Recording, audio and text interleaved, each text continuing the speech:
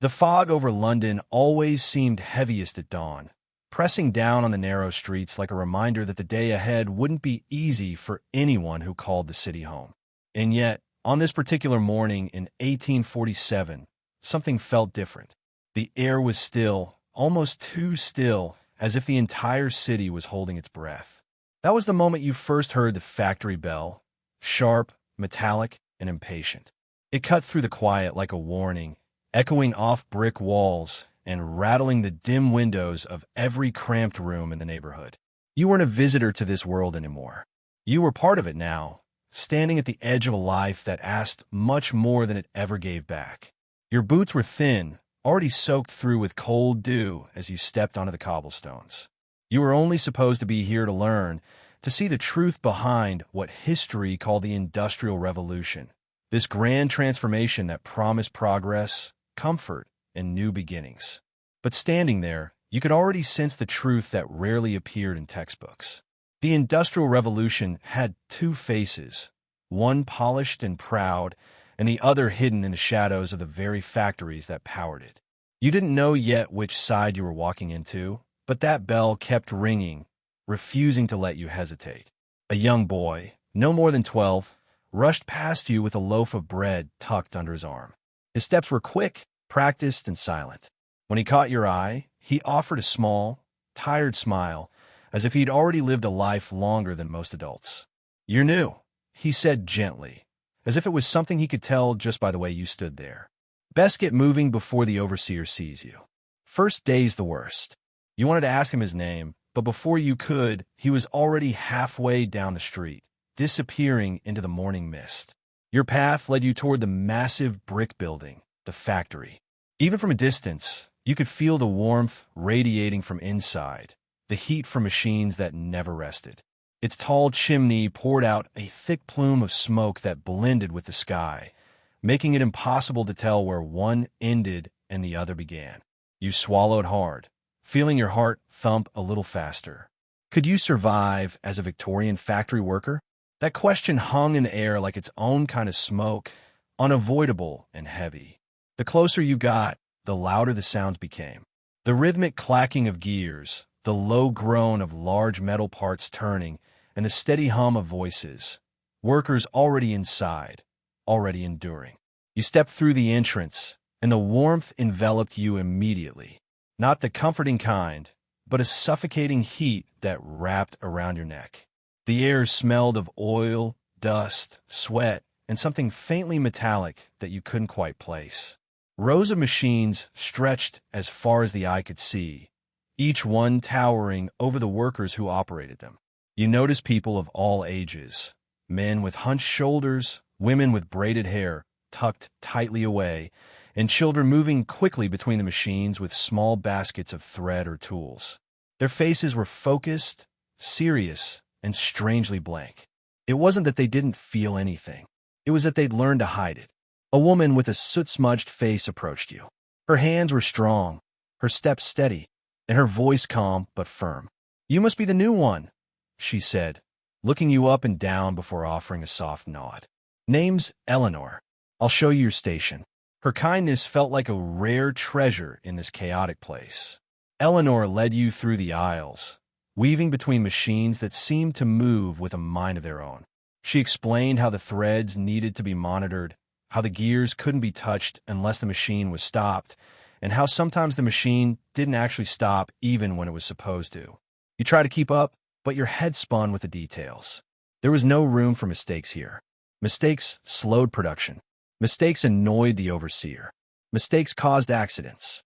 A loud clang startled you, and Eleanor placed a steadying hand on your arm. "You get used to that," she said with a faint smile. "The machines don't care how you feel. They just care that you're here." Her smile faded slightly, replaced with something a bit sadder. "But don't worry. You'll learn quick. You have to." Your station was tucked between two large looms that worked in perfect sync. The threads were colorful but tangled, reminding you of the way life in this era twisted people into shapes they never planned for. You could feel the vibration of the machines through the wooden floorboards, buzzing up your legs and settling deep in your bones. It was strange how something so mechanical could feel so alive. The boy from earlier suddenly reappeared, carrying a tray of tools. "Told you the first day's the worst," he said, offering a little wink. "But you'll be all right. Eleanor's the best one to learn from." Eleanor rolled her eyes playfully, but there was genuine affection in the exchange. In a place that demanded so much, small connections like this were a lifeline. Hours seemed to pass without you realizing. The noise became a kind of rhythm, and your hands slowly learned when to move, when to pause, and when to watch. Sweat gathered on your forehead, your arms ached, and your fingers felt stiff. But somehow you kept going. Maybe it was the small sense of pride when you fixed your first thread, or maybe it was simply the understanding that everyone around you was fighting the same battle. But just when you started to feel like you might survive this day, the machine to your left made a sound you hadn't heard before, a low, dragging groan, followed by a sharp snap. Eleanor's head whipped toward the noise, her expression shifting instantly to concern. The boy froze, and the overseer, a tall man with dark eyes, stepped forward with a look that sent a chill down your spine. The machine didn't stop. It kept pulling, kept turning, kept tightening. Eleanor's voice broke through the noise. "Don't move. Not yet." But the overseer shouted something you couldn't understand over the roaring gears, and suddenly you felt every pair of eyes in the room shift toward you. Something was about to happen, something no one wanted to speak about, something this factory had seen before. And just as your heart began to race, just as the machine jerked again, the entire room seemed to hold its breath. The introduction ends here, with everything poised on the edge of a moment that could change your entire fate. The groaning machine seemed to pulse like a living thing, each grinding turn echoing through the floor and rising into your chest. You could feel Eleanor's tension beside you, the way her shoulders stiffened and her eyes darted between the tangled threads in your trembling hands. The boy stood frozen a few steps away, gripping his tray of tools as if he wasn't sure whether to drop it or run. In the center of it all, the overseer's boots clicked against the floor as he moved closer, his gaze locked on you with a sharpness that made the air feel colder. "Not again," Eleanor whispered under her breath, soft, but not soft enough. The overseer's head snapped toward her, and she instantly lowered her eyes. In that moment, you realized this place wasn't just dangerous because of the machines. It was dangerous because everyone here lived on a thin line between fear and survival. You didn't know what you were supposed to do, but your instinct told you to step back. The machine jerked again, louder this time, shaking the metal frame. A few sparks jumped out, tiny, bright flashes swallowed instantly by the dusty air. Workers nearby paused, their fingers still hovering over threads, their breathing shallow. The entire factory seemed to lean in, waiting. Eleanor placed her hand lightly on your shoulder, guiding you a step backward. "Stay behind me," she murmured. It wasn't a suggestion, it was a shield.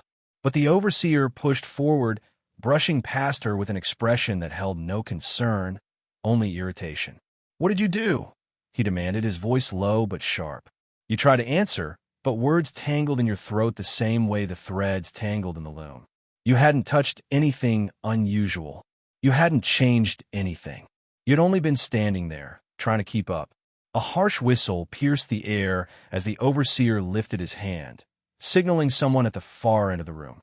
An older man with a limp hurried toward the machine. His face was pale, his movements cautious, as if he knew exactly what could happen if he misjudged it by even a second. The boy whispered, "That's Mr. Clark. He fixes things." You sensed the worry in his voice. Even he didn't look sure that Mr. Clark could fix this thing safely. The machine shrieked again, louder, grinding like it was chewing something it shouldn't. Steam hissed out of a metal pipe overhead, forming a cloud that drifted downward. You covered your mouth and coughed, but Eleanor waved the steam away with her arm, keeping her focus steady. Mr. Clark bent down, peering into the gears. "It's jammed," he said, wiping sweat from his forehead. "Looks like the tension will slip again." The overseer scoffed. It wouldn't have slipped if someone was paying attention. You opened your mouth, ready to defend yourself, but Eleanor shot you a warning glance. "Not here." Not now. Not with him. The overseer stepped closer until he was only inches from you. Up close, he smelled of ink and metal, like someone who spent more time inspecting than working. His voice dropped to a whisper, cold and steady. First day, and already causing trouble. You'd better learn fast, or this place will eat you alive. You felt your throat tighten, but you held his gaze. Something inside you refused to shrink away. Maybe it was pride. Maybe it was fear. Maybe it was both. Before he could say more, the machine let out a violent screech. Mr. Clark stumbled back, hitting the floor hard as the loom jerked forward. The thread snapped in multiple directions, shooting through the air like thin, colorful whips. Workers jumped aside. Someone screamed. The overseer shouted an order that got swallowed by the noise. Eleanor grabbed your wrist. "We need to move." She pulled you out of the way just as a wooden panel came loose, crashing onto the floor where you had been standing seconds earlier. Your heart hammered against your ribs, the sound blending with the chaos around you. Mr. Clark struggled to his feet, clutching his side. "Shut it down," he wheezed. "Shut the whole thing down." But the overseer shook his head fiercely. "We stop production for 5 minutes, and the owner will have my job. Keep it running until someone can fix it." The boy beside you muttered, almost to himself. "He always says that, even when it's not safe." You looked around and saw the truth written on every face. The workers weren't just afraid of the machines. They were afraid of stopping them. The machine gave another violent jolt, spinning unevenly. Eleanor tightened her grip on your wrist. "Listen to me," she said, her voice trembling for the first time. "This isn't normal. It's not supposed to be this bad. What should we do?" you asked, your voice barely audible over the noise. "We wait," she said, swallowing hard, "and hope it doesn't get worse." But it did. The lights flickered as the machine's gears locked completely, grinding with a pitch that made your ears ring. Steam burst from another pipe overhead, this time hotter, louder, and more forceful. The workers nearest the machine backed away, covering their faces. Mr. Clark shouted again, "We need to shut it down, sir. It won't hold." A sudden crack echoed through the room. A large metal bar snapped loose, spinning through the air like a deadly arm. You ducked instinctively, and Eleanor shoved the boy behind her. The metal bar slammed into a stack of crates, sending splinters flying. The room went silent except for the machine, which continued to rattle like it was on the verge of collapsing entirely. Finally, the overseer raised his hand and shouted, "Stop the machines!" The workers rushed to pull levers, twist valves, and turn keys. One by one, the looms slowed. The sound of clacking gears softened. The air settled, but your machine didn't stop. It kept moving on its own, slower now but still turning. Still alive? Mr. Clark stared at it, wiping his shaking hands on his apron. "It's stuck in cycle," he whispered. "It shouldn't be running at all." Eleanor exhaled, her breath shaky. "This is bad." The overseer's face tightened. He hesitated for the first time all morning. Then he looked at you, directly, intensely, as if the entire problem had started and ended with your presence. "Get over here," he ordered. You felt the room shift, every worker watching. Even the boy looked unsure of what would happen next. Eleanor's hand found yours again. "You don't have to." "Yes," the overseer barked. "They do." You stepped forward, feeling the heat of the machine brush against your skin. The gears were slowing, but they were still strong enough to be dangerous. What do you want me to do?" you asked. The overseer's expression darkened. "Reach in and pull the thread that jammed it." Eleanor inhaled sharply. "That's too dangerous. You can't make them do that." "Someone has to," he snapped. "And it's their machine. Their mistake." You stared at the threads, tangled tight, drawn deep into the turning gears. One wrong move, and the machine groaned. The room held its breath. You reached forward, and then, just as your fingers brushed the first thread, something deep inside the machine made a sound you hadn't heard yet. A slow, heavy click that felt like the beginning of something much worse. Everything around you froze. The next moment would change everything. The heavy click echoed through the factory like a warning from the heart of the machine itself. Low, deliberate, almost too calm. It was the kind of sound that didn't belong in a place full of clattering gears and constant motion. It was the kind of sound that made every instinct in your body tense at once. Your fingers hovered just above the tangled threads, close enough to feel the faint vibration coming from the turning wheel. Behind you, you sensed Eleanor shift, ready to pull you back if she had to. But the overseer's presence pressed down on the moment like a weight. His shadow stretched across the floor, reaching your feet. "Go on," he said, his voice tighter now, but still carrying that cold authority. "Finish what you started." You swallowed hard, your heartbeat rushing in your ears. The air around you felt thicker, hotter, as if the machine itself was breathing. For a split second, you wondered if this was what every Victorian factory worker lived with. This constant dance with danger, this silent knowledge that a single mistake could change everything. The machine clicked again, louder this time, followed by a deep rumbling tremor. You felt it in your knees first, then up your spine. Mr. Clark took a stumbling step backward. "That's not just a jam," he muttered. "Something else is wrong. Something deep inside the mechanism." Eleanor's voice sharpened. "Then shut it down." "We already did," Mr. Clark whispered. This shouldn't be possible." The overseer stiffened, clearly unsure but refusing to show it. "Machines don't run on their own," he snapped. "Someone did something wrong." His eyes returned to you. The boy standing behind Eleanor whispered, "Don't do it. Please don't." His voice was thin, trembling in a way that didn't match the quiet bravery he'd shown earlier. You could tell this wasn't the first time he'd seen a moment like this. Not the first time fear settled over the room like fog. You finally exhaled, deciding to trust the only instinct you had left. Slowly, carefully, you drew your hand back. "I'm not touching it," you said, your voice steady despite the fear clawing at your ribs. The overseer's brows knit together. "What did you say?" You didn't look at him. You couldn't. Your gaze was fixed on the gears, on the threads, on the way the machine seemed to tighten its grip on itself with every passing second. "It's not safe," you said louder now. "Something is wrong with it." The overseer stepped in front of you, close enough that you could see a faint scar above his eyebrow, an old cut, perhaps from a machine long forgotten. "Do you think you get to decide what's safe?" he whispered. "Workers don't get choices here. They follow orders." His words sank in like a cold knife, revealing the truth of the factory. Survival didn't depend on strength or skill. It depended on knowing when to act and when not to. Before anyone could say another word, the machine gave an explosive shudder. A burst of thread flew out like a whip, snapping against the metal frame. Workers gasped and stepped back. Mr. Clark grabbed a wrench from the floor, raising it as if he might use it as a shield rather than a tool. The rumbling grew louder, deeper. It sounded like the machine was swallowing something, pulling more tension into its gears than it could handle.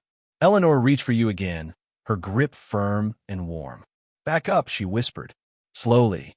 But as you moved, the overseer lunged forward and grabbed your arm. "No," he barked. "You're not leaving that station." The room froze around the three of you. Eleanor on one side, the overseer gripping your arm, and the machine grinding behind you like a beast ready to break free. "Let go of them." Eleanor snapped. He didn't. Instead, he yanked you closer to the machine. But that was the exact moment everything changed. A violent crack split the air. One of the main gears inside the loom snapped in half. The broken piece shot upward, striking a metal bar overhead and shaking the entire structure. The machine roared to life with a surge of uncontrolled motion, spinning faster instead of slowing down. Workers screamed and scrambled away. Mr. Clark dropped his wrench. The boy ducked behind a crate. Eleanor lunged forward and grabbed your other arm, pulling in the opposite direction. For a terrifying moment, you were stuck between them, the overseer dragging you toward danger, Eleanor trying to tear you away from it. "Let them go," Eleanor shouted. The overseer didn't. His jaw clenched, his grip rough, stubborn, almost desperate. "They caused this," he growled. "They fix it. No one caused this." Eleanor yelled. "The machines are falling apart, and you know it." And then it happened.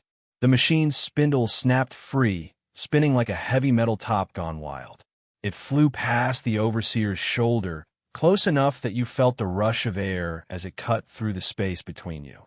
It hit the floor with a violent clang, rolled, and crashed into the crates stacked near the wall. The impact shook the entire room. Workers were shouting, scrambling, backing away. Someone fainted. Someone cried. And the machine kept moving. Slower now, but still alive. Finally, the overseer released your arm. You stumbled backward into Eleanor's hold, breathless and shaking. She steadied you, her eyes wide, her face pale beneath the soot. "Are you all right?" she breathed. Before you could answer, the overseer turned sharply and stormed toward Mr. Clark. "Shut off the main valve," he barked. "It already is off." Mr. Clark shouted back. "It's stuck in a loop." The overseer didn't respond. He looked at the machine, then at you, and something shifted in his expression. Not guilt, not worry, suspicion. "You," he said slowly, pointing at you. "I need to speak with you outside." Eleanor stepped forward, protective. They didn't do anything, but he ignored her, tilting his head toward the exit. "Now!" Workers glanced at one another, exchanging uneasy looks. No one wanted to be in your place. Being singled out by someone like him rarely ended well. Eleanor leaned close and whispered, "Don't go with him alone." But he was already striding toward the doorway, expecting you to follow. The boy shook his head, silently begging you not to move. Yet the room's eyes turned toward you, waiting, watching, holding their breath. You took a step. Eleanor squeezed your hand once, tight and worried. "Stay where people can see you," she murmured. "Don't let him corner you." But as you reached the doorway, the overseer stepped out into the dim hallway, his shadow disappearing into the narrow passage. "Come on," he said quietly, his voice echoing off the brick walls. "We have things to discuss." You glanced back at the factory floor, at Eleanor, the boy, Mr. Clark, the still trembling machine. They watched you with a mix of fear and hope. You stepped into the hallway. The overseer closed the door behind you, and the silence that followed felt heavier than any noise the factory had ever made. The hallway felt colder than the factory floor, as if the brick walls held onto a different kind of air, still, damp, and heavy with secrets. The overseer's footsteps echoed ahead of you, steady and controlled, while yours felt unsteady, like each step might betray the anxious beating in your chest. The single oil lamp mounted on the wall flickered, casting long shadows that stretched and twisted with every movement. He didn't look back to see if you were following. He didn't have to. Something in his stride carried the assumption that you would obey, just like everyone else did. When he finally stopped near a narrow doorway, he motioned you inside with a short, sharp gesture. "In here." You hesitated. The small room beyond him looked like an old storage space, dim, cluttered, and far too quiet. A faint draft slipped through a gap in the window, brushing against your skin. You swallowed hard, wishing Eleanor were close enough to pull you back again. But the overseer stepped inside first, leaving you little choice. As you entered, he closed the door behind you. The click of the latch sounded too final, too intentional. He crossed his arms, studying you with that same unreadable expression. "Tell me what happened with that machine," he said. Your instinct screamed that this wasn't a real question. He wasn't asking because he wanted to understand. He was asking because he already thought he knew the answer and wanted you to confirm it. "I was just doing what Eleanor showed me," you said quietly. "I didn't touch anything unusual. I didn't change anything." His jaw tightened. Machines don't jam like that on their own. You didn't respond. You weren't sure what he wanted you to say. Something honest or something that matched whatever story he'd already formed in his mind. He leaned forward. You hesitated. "I saw it. I hesitated because you asked me to reach into a moving machine," you said, surprised by how steady your voice came out. "Anyone would." His expression shifted for a split second. Something like annoyance flickered across his face before he smoothed it back into control. "People who work here don't hesitate," he said. "Not if they want to stay." You felt the weight of his words settle over you. Staying meant working endlessly, breathing dust and steam, risking injury every day. Leaving meant having nowhere to go. You were stuck between two impossible choices. "Look," you said softly, trying to steady the rising tension. "I'm not trying to cause trouble. I just want to do my job." He stared at you for a long moment, as though trying to decide whether he believed you, or whether belief even mattered. Finally, he exhaled and stepped back. Fine, but listen carefully. Don't speak to anyone about what happened. Not Mr. Clark. Not Eleanor. Not the boy. No one. Your heart sank. What? He paused at the door, his hand resting on the latch. Machines break. Workers get hurt. Owners get angry. And when they want answers, they look for someone to blame. He turned slightly, giving you a sideways glance. I don't want that someone to be me. You realized then what this was really about. He wasn't protecting you. He was protecting himself. You followed him back out into the hall. The factory noise had quieted into a heavy hum, like a room catching its breath after a close call. He opened the door and let you step through first. As soon as you re-entered the factory, Eleanor hurried toward you, relief flickering across her face. Are you all right? She asked, her voice soft but urgent. You nodded, though the unease still sat in your chest like a stone. The overseer walked past you without another word, barking orders for the cleanup. The workers moved cautiously around the damaged loom, sweeping debris, checking other machines, whispering to each other with lowered voices. Eleanor stood close, her hand hovering near your arm as if ready to steady you again. What did he say? You hesitated.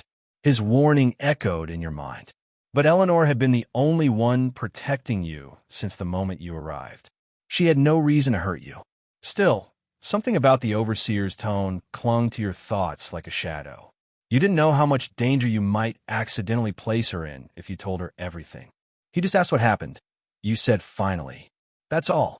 She watched your face for a moment, reading the truth you didn't say. Her eyes softened with sympathy rather than anger. You don't have to talk about it now, she said gently. But be careful with him. He can make things difficult.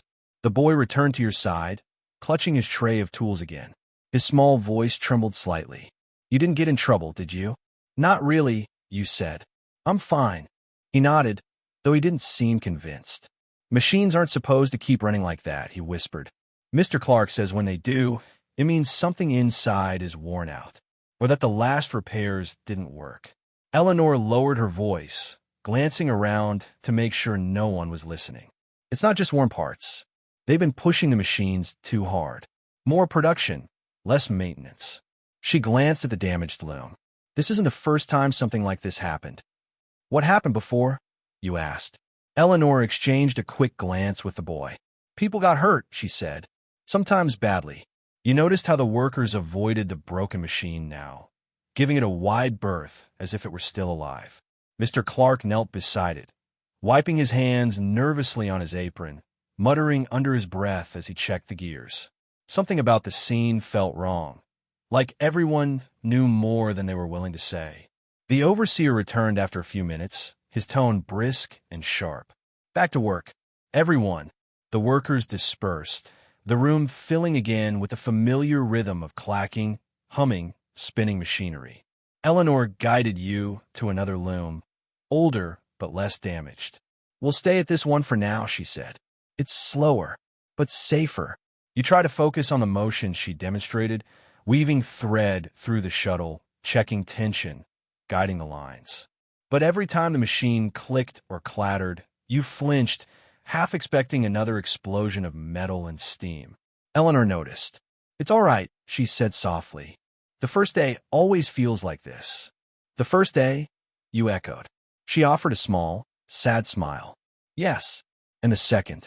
And the 10th. And the 100th. You looked around at the other workers, the tired eyes, the stiff movements, the quiet obedience.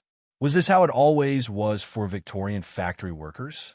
Endless danger wrapped in routine, fear tucked behind forced calm? Hours passed, measured by the steady grind of gears and the ache in your shoulders. Tools clattered, threads snapped.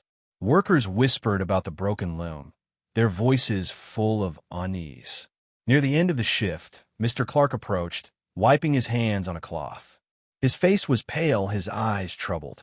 I checked the machine, he murmured to Eleanor, not noticing you were listening. It wasn't normal wear. Something inside was forcing the gears forward even after power was cut. Eleanor frowned. What does that mean? Mr. Clark shook his head slowly. I don't know, but I've worked with these machines for 20 years, and I've never seen one keep running on its own. A cold shiver slipped down your spine. The machine, running on its own. Eleanor noticed your expression and lowered her voice. Don't worry, she said. We'll figure out what's going on. But as she spoke, the overseer glanced sharply in your direction from across the room, his gaze steady and piercing, like he knew exactly what you'd overheard. And for the first time since arriving at the factory, you wondered if whatever was happening wasn't just mechanical or accidental. Something strange was unfolding in the shadows of the mill, and you were right in the middle of it, whether you wanted to be or not. The silence in the room felt heavier after that moment, as if the air itself was listening. No one said anything at first, not because they didn't want to speak, but because no one knew exactly how to put their unease into words. Every person seemed to sense that something much deeper was unfolding, something connected to the strange events no one had dared to fully confront yet. The quiet stretched long enough that the smallest sounds felt loud.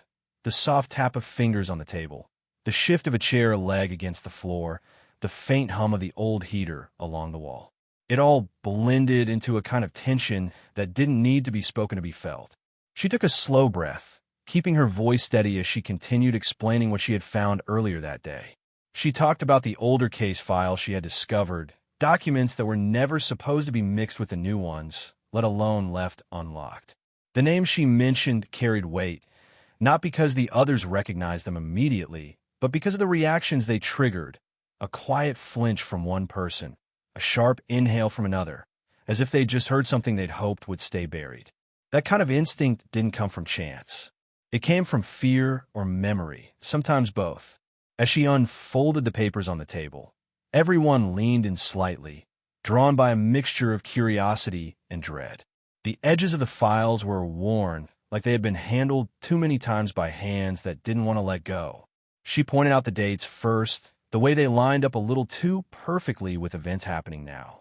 The patterns were subtle, almost easy to dismiss, but once seen, they stuck in the mind. It was the kind of detail that made people question everything they thought they understood. He studied the papers with narrowed eyes, the way someone does when they're trying to decide whether to accept what they're seeing or push it away. He wasn't the type to jump to conclusions, but even he couldn't deny the strangeness.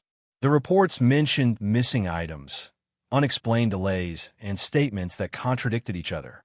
And then there were the signatures, identical but oddly placed, as if someone had copied them rather than written them fresh.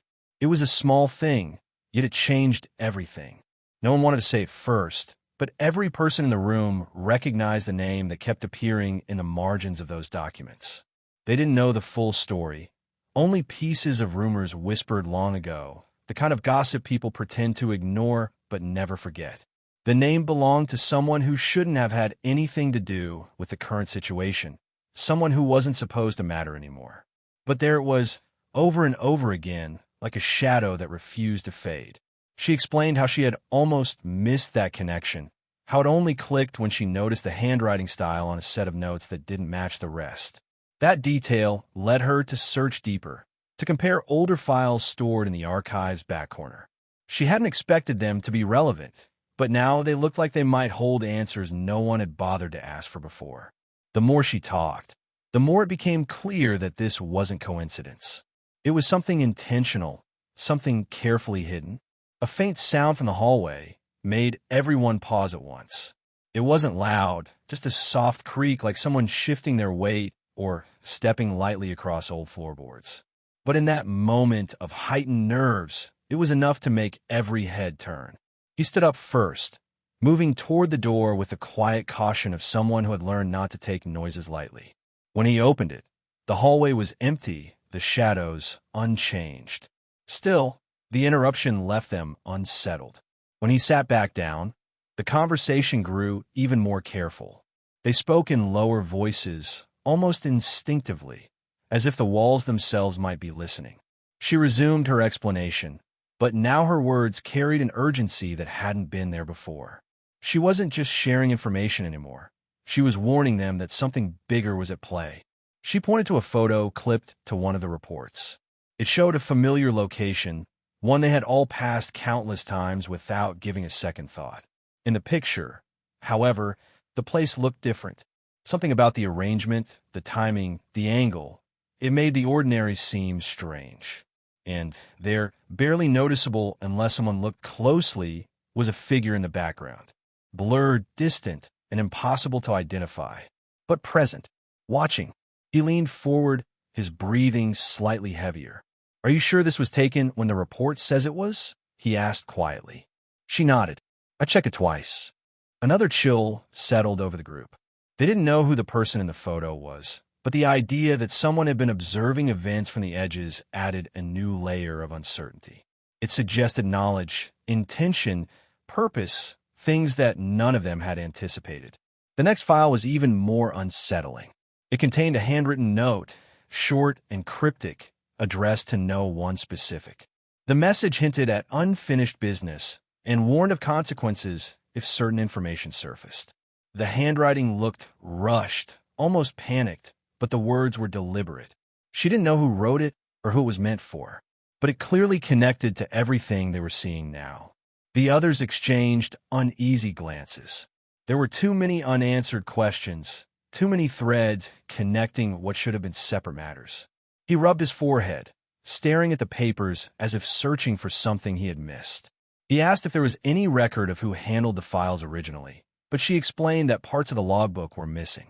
Someone had removed pages, leaving gaps exactly where the most important entries should have been. That detail alone made everyone shift uncomfortably in their chairs. Missing pages were never a good sign. They indicated intent. They indicated someone, at some point, wanted pieces of the truth to disappear. The room grew colder the more they dug, not because of the temperature, but because of the growing realization that they were stepping into a story that started long before any of them arrived. Something had been set in motion years ago, and now they were caught in the middle of its consequences. He suggested they take a break, but no one moved. It was as if leaving the table would break whatever thin sense of clarity they had found. They needed to keep going, even if the answers frightened them. So she continued turning pages, showing them every detail she had uncovered. The deeper they went, the more the puzzle expanded. New connections formed between old names and recent events. Timelines overlapped in ways that shouldn't have been possible. People who were supposed to have left the picture years ago seemed to reappear indirectly, their influence echoing through decisions made in the present.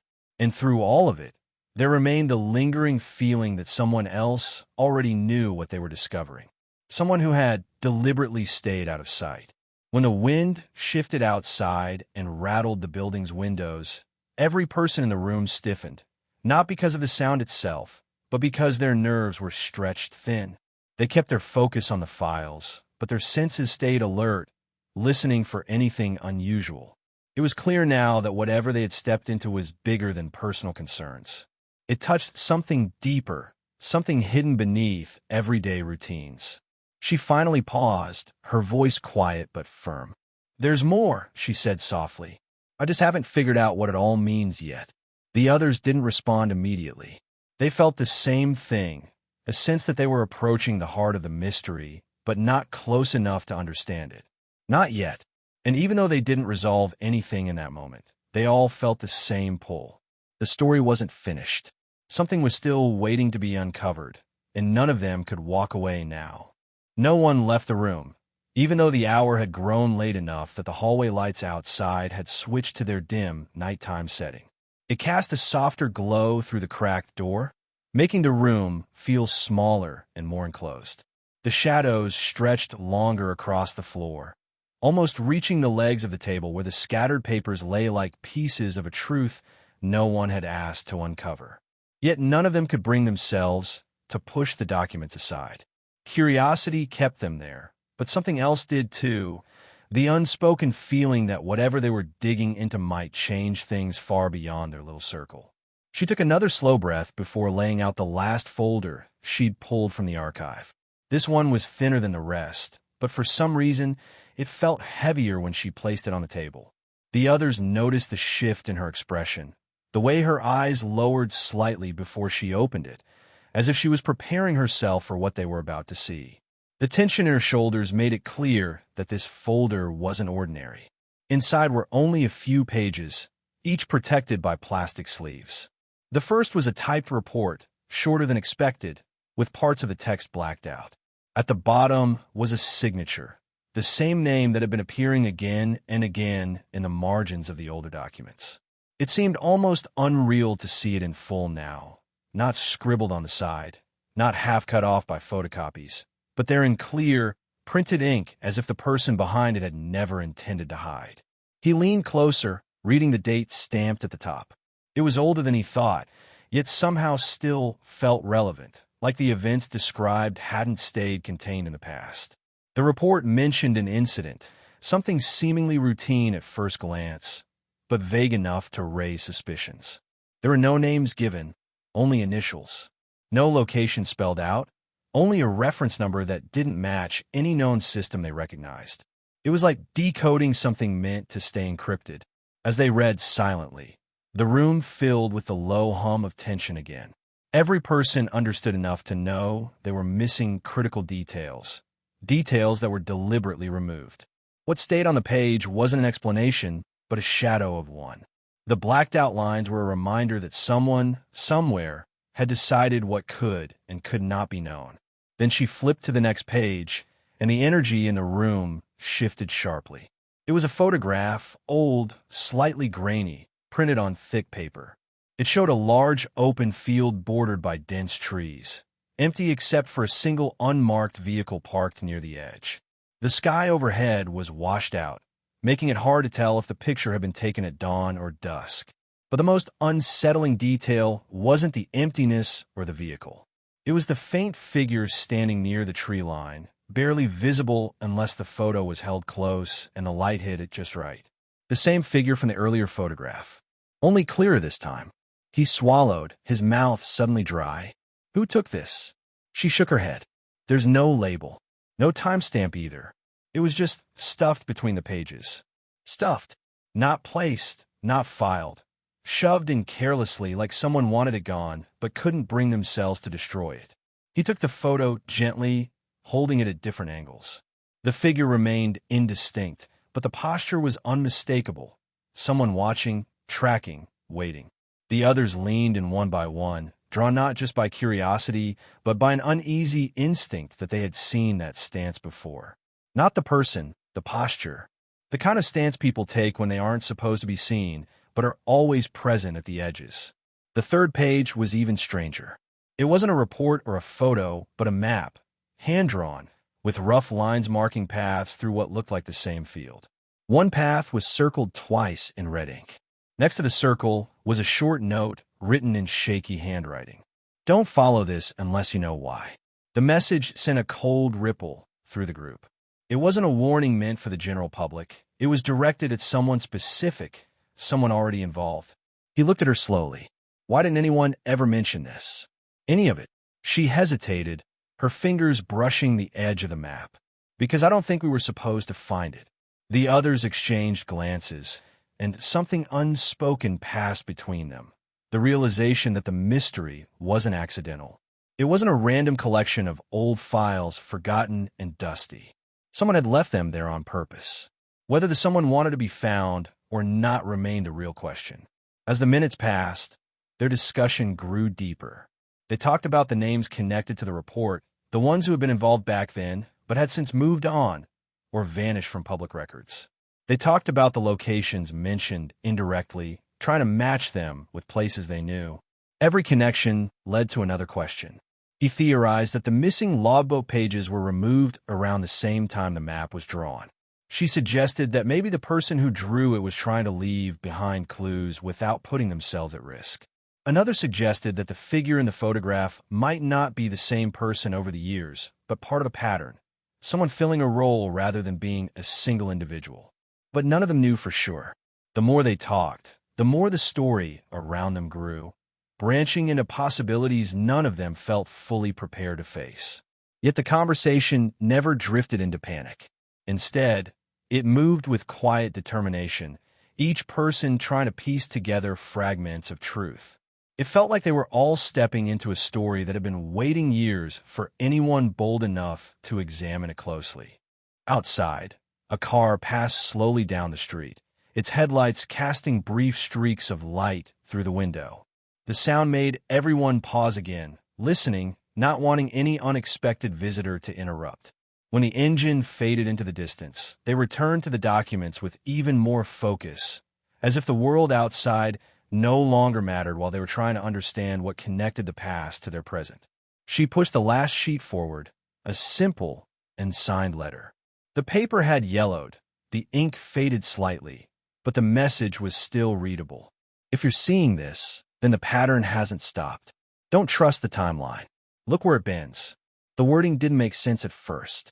It wasn't the kind of language used in official reports or even internal notes. It was more like a whisper left behind, cryptic but deliberate. Don't trust the timeline. The phrase echoed in their minds, opening more questions than it answered. He traced the edge of the letter, thinking aloud. What does that mean, timeline? Events? People? Or something else? No one could answer him. The room fell quiet as they stared at the sentence, each person trying to interpret it through their own instincts. It might have been metaphorical. It might have been literal. It might have been a warning meant only for one specific person long ago, someone who never saw it. But now it belonged to them. The silence grew heavier again, the kind that didn't just come from uncertainty, but from the weight of understanding that they were brushing against truths much larger than anything they'd expected when the night began. The unanswered questions didn't scare them away. They drew them closer, pulling them deeper into a story that was only beginning to open. And although none of them said it out loud, they knew they were no longer simply reviewing old documents. They were stepping into the middle of something unfinished, something intentional, something watching, something waiting. The air in the room felt heavier the longer they stayed there, as if the walls were slowly absorbing every word they said. No one mentioned leaving, not even to get food or open a window. It was strange how time felt different now. Slower in some moments, faster in others, shifting in a way that made them question whether they'd been sitting there for an hour or half the night. Whatever they had stepped into didn't feel like a simple discovery anymore. It felt like the beginning of something none of them had the vocabulary to explain yet. She lifted the map again, studying the red circle near the edge of the drawn field. The lines were shaky, uneven, like the person who'd made it was in a hurry or nervous.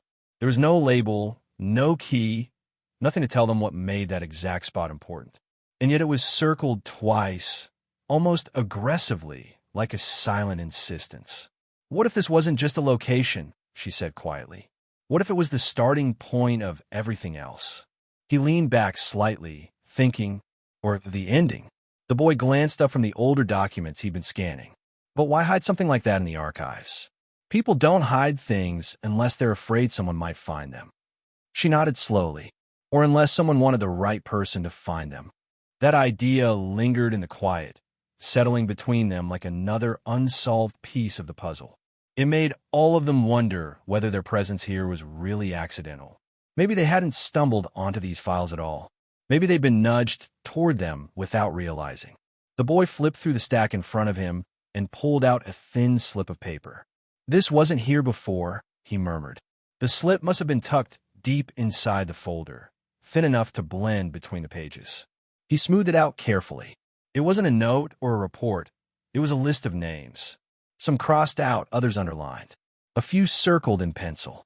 Near the bottom, 2 names stood out in darker ink, as if they had been written more recently than the rest. He pointed to them. Look at these. They matched the initials in the blacked-out report. Her breath caught a little. That means the report wasn't anonymous. Someone replaced the names with initials later. She looked at the others, feeling her pulse pick up. Someone tried to erase these people, but didn't finish the job. The idea of partially erased history unsettled everyone. It wasn't just about secrets anymore. It was about someone choosing which lives were allowed to be remembered and which ones were supposed to disappear. The older man picked up one of the circled names and traced over it with his thumb. I knew this family, he said softly. Not well, but enough to know their history didn't include anything like this.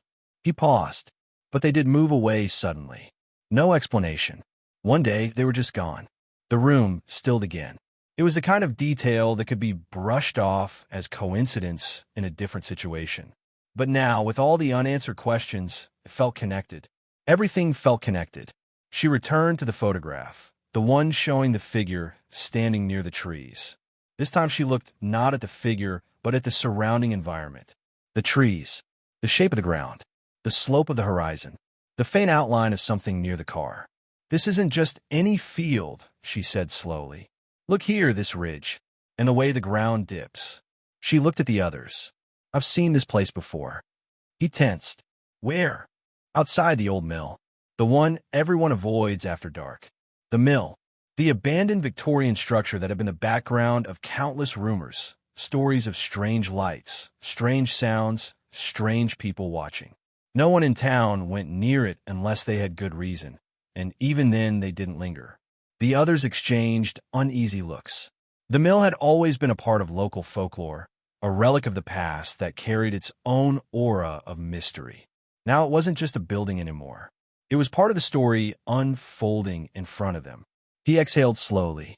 "So the field in the picture is behind the mill." "It matches exactly," she confirmed. "Which means the person who took this picture was there. And the figure in the trees was watching something near that spot." The boy frowned. "But why there? Why that place?" No one had an answer, but the question deepened the tension that had already settled inside the room.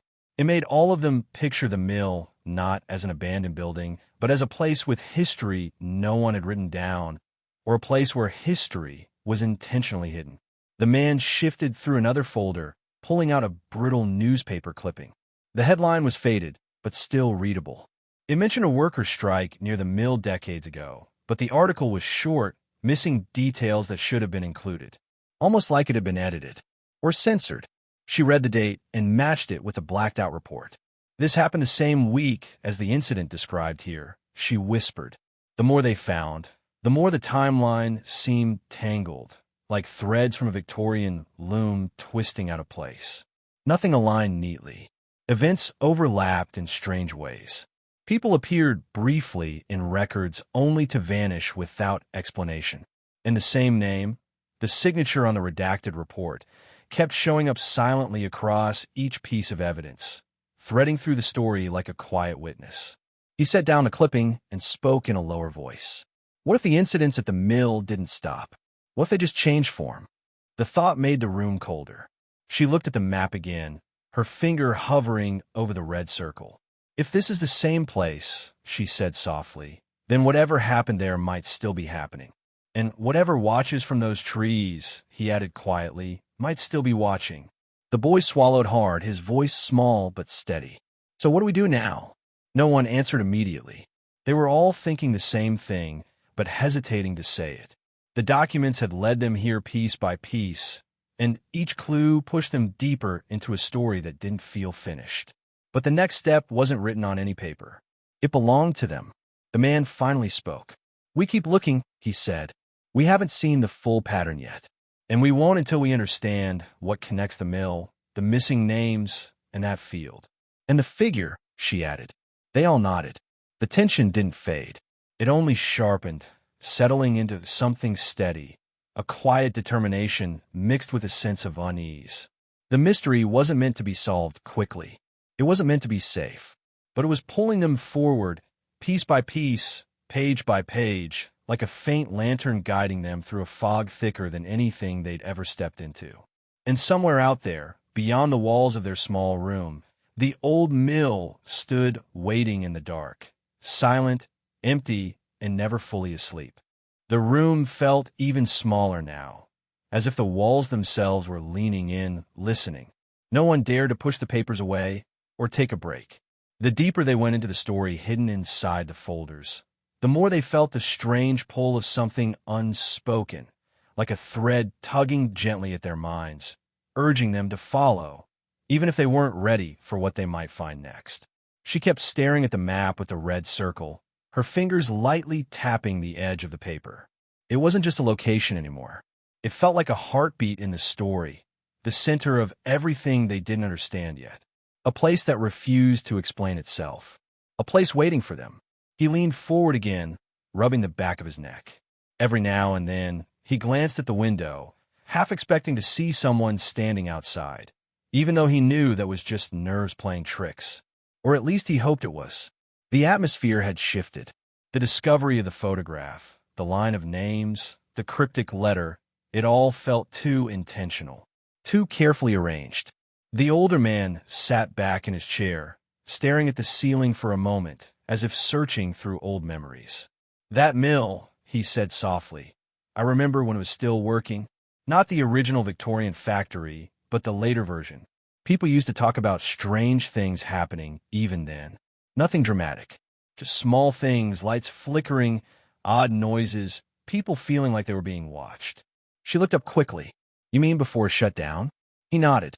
"Long before. My uncle worked there in the 70s. He'd tell me stories when I was a kid. One time he got locked inside accidentally after hours. He swore he heard footsteps on the upper level when he knew he was the only one there." The boy swallowed. "Did he say who it was?" "No," the man replied. "He said it didn't sound like anyone he knew. So the steps were slow, steady, almost like someone pacing." The room fell silent again, the kind of silence that didn't merely settle. It pressed. Then she turned the photo over, checking the back again. It was blank.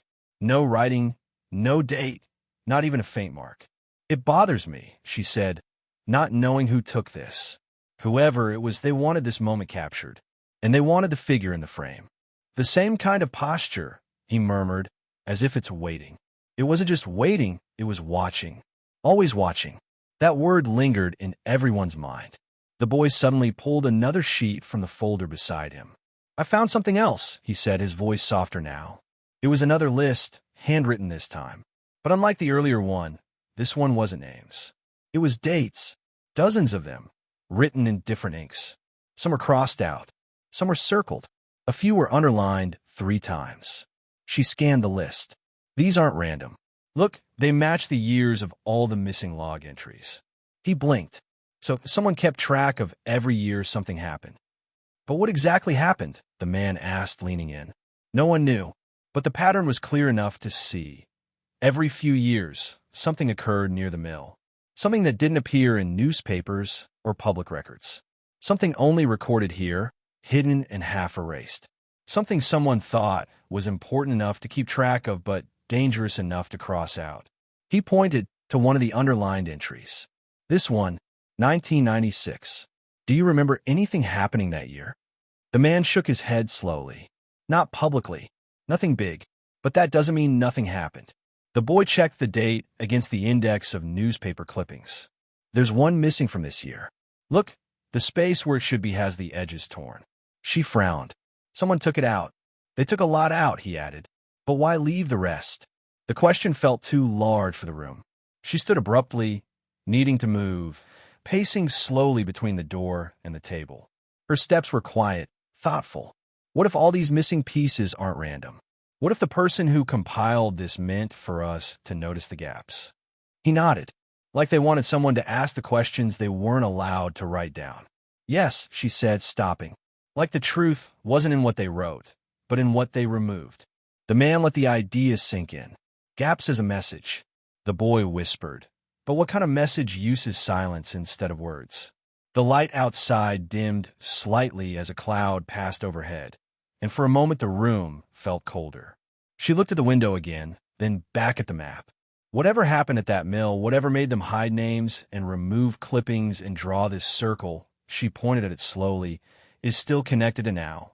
And connected to whoever stood in those trees, he added. He wasn't trying to scare anyone. He didn't need to. The thought already lived inside all of them. The figure wasn't an isolated moment in time. It was part of the pattern, a constant. She returned to the table and pulled out another sheet, a torn corner of a letter. Only a few lines remained. "They won't stop if the place stays open. Not the first time, not the last. Don't go alone." He read the scrap twice, feeling the weight of the incomplete warnings.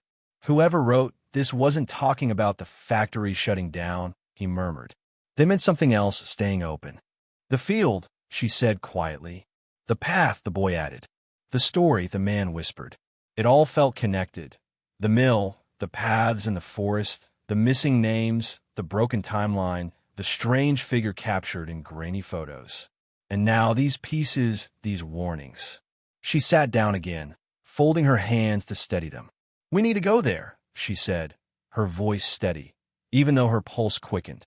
"Not now, not tonight, but soon." The boy's eyes widened. "To the mill."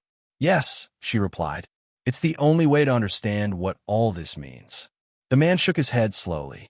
"If we go, we need to be prepared. That place isn't just abandoned. People talk about it like it's alive." He didn't mean it literally, and yet no one corrected him. He exhaled long and slow. "But before we do anything, we need to understand more. There's still something missing." She nodded. "We need the part of the story they didn't write down." He looked at the stacks around them. The torn pages, the redacted lines, the mismatched documents. "We need to find the person who left these behind." Silence fell again, deeper than before. Because now the conflict wasn't just what happened at the mill. It was who wanted it hidden, and who wanted it found. And somewhere, out there in the dark, someone or something already knew their names. Already knew exactly how far they had gotten. Already knew the next piece they were about to uncover. The story wasn't ready to open itself fully, but the tension wrapped around them like a cold breath. And the mill, silent, waiting, patient, was no longer just a place on a map. It was a promise. The room felt even smaller now, as if the walls themselves were leaning in, listening. No one dared to push the papers away or take a break. The deeper they went into the story hidden inside the folders, the more they felt the strange pull of something unspoken, like a thread tugging gently at their minds, urging them to follow, even if they weren't ready for what they might find next. She kept staring at the map with the red circle, her fingers lightly tapping the edge of the paper. It wasn't just a location anymore. It felt like a heartbeat in the story, the center of everything they didn't understand yet. A place that refused to explain itself. A place waiting for them. He leaned forward again, rubbing the back of his neck. Every now and then, he glanced at the window, half expecting to see someone standing outside, even though he knew that was just nerves playing tricks. Or at least he hoped it was. The atmosphere had shifted. The discovery of the photograph, the line of names, the cryptic letter, it all felt too intentional, too carefully arranged. The older man sat back in his chair, staring at the ceiling for a moment, as if searching through old memories. "That mill," he said softly. "I remember when it was still working. Not the original Victorian factory, but the later version. People used to talk about strange things happening even then. Nothing dramatic. Just small things, lights flickering, odd noises, people feeling like they were being watched." She looked up quickly. "You mean before it shut down?" He nodded. "Long before. My uncle worked there in the 70s. He'd tell me stories when I was a kid. One time he got locked inside accidentally after hours. He swore he heard footsteps on the upper level when he knew he was the only one there." The boy swallowed. "Did he say who it was?" "No," the man replied. "He said it didn't sound like anyone he knew. So the steps were slow, steady, almost like someone pacing." The room fell silent again, the kind of silence that didn't merely settle, it pressed. Then she turned the photo over, checking the back again. It was blank. No writing, no date, not even a faint mark. "It bothers me," she said, "not knowing who took this. Whoever it was, they wanted this moment captured, and they wanted the figure in the frame. The same kind of posture," he murmured, "as if it's waiting." It wasn't just waiting, it was watching. Always watching. That word lingered in everyone's mind. The boy suddenly pulled another sheet from the folder beside him. "I found something else," he said, his voice softer now. It was another list, handwritten this time. But unlike the earlier one, this one wasn't names. It was dates, dozens of them, written in different inks. Some were crossed out, some were circled. A few were underlined 3 times. She scanned the list. "These aren't random. Look, they match the years of all the missing log entries." He blinked. So someone kept track of every year something happened. "But what exactly happened?" the man asked, leaning in. No one knew, but the pattern was clear enough to see. Every few years, something occurred near the mill. Something that didn't appear in newspapers or public records. Something only recorded here, hidden and half erased. Something someone thought was important enough to keep track of but dangerous enough to cross out. He pointed to one of the underlined entries. This one, 1996. Do you remember anything happening that year? The man shook his head slowly. Not publicly. Nothing big. But that doesn't mean nothing happened. The boy checked the date against the index of newspaper clippings. There's one missing from this year. Look, the space where it should be has the edges torn. She frowned. Someone took it out. They took a lot out, he added. But why leave the rest? The question felt too large for the room. She stood abruptly, needing to move, pacing slowly between the door and the table. Her steps were quiet, thoughtful. What if all these missing pieces aren't random? What if the person who compiled this meant for us to notice the gaps? He nodded, like they wanted someone to ask the questions they weren't allowed to write down. Yes, she said, stopping. Like the truth wasn't in what they wrote, but in what they removed. The man let the idea sink in. Gaps as a message. The boy whispered. But what kind of message uses silence instead of words? The light outside dimmed slightly as a cloud passed overhead, and for a moment the room felt colder. She looked at the window again, then back at the map. Whatever happened at that mill, whatever made them hide names and remove clippings and draw this circle, she pointed at it slowly, is still connected to now. And connected to whoever stood in those trees, he added. He wasn't trying to scare anyone. He didn't need to. The thought already lived inside all of them. The figure wasn't an isolated moment in time. It was part of the pattern, a constant. She returned to the table and pulled out another sheet, a torn corner of a letter. Only a few lines remained. They won't stop if the place stays open. Not the first time, not the last. Don't go alone. He read the scrap twice, feeling the weight of the incomplete warnings. Whoever wrote this wasn't talking about the factory shutting down, he murmured. They meant something else staying open. The field, she said quietly. The path, the boy added. The story, the man whispered. It all felt connected. The mill, the paths in the forest, the missing names, the broken timeline, the strange figure captured in grainy photos. And now these pieces, these warnings. She sat down again, folding her hands to steady them. We need to go there, she said, her voice steady, even though her pulse quickened. Not now, not tonight, but soon. The boy's eyes widened. To the mill. Yes, she replied. It's the only way to understand what all this means. The man shook his head slowly. If we go, we need to be prepared. That place isn't just abandoned. People talk about it like it's alive. He didn't mean it literally, and yet no one corrected him. He exhaled long and slow. But before we do anything, we need to understand more. There's still something missing. She nodded. We need the part of the story they didn't write down.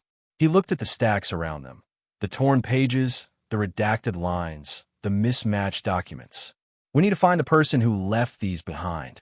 Silence fell again, deeper than before. Because now the conflict wasn't just what happened at the mill.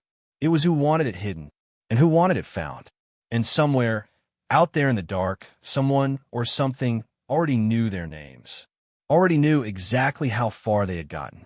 Already knew the next piece they were about to uncover. The story wasn't ready to open itself fully, but the tension wrapped around them like a cold breath. And the mill, silent, waiting, patient, was no longer just a place on a map. It was a promise. The cold wind pushed against them as they continued deeper into the narrow path that wound between the abandoned cabins. Every step felt heavier now, as if the ground itself was warning them to turn back. No one said it out loud, but everyone felt the same thing, that something was watching, something quiet, patient, and much closer than before. The lantern flickered in Lena's trembling hand, throwing nervous shadows across the rotted wood and overgrown brush. Each shadow stretched and twisted, making the place feel alive.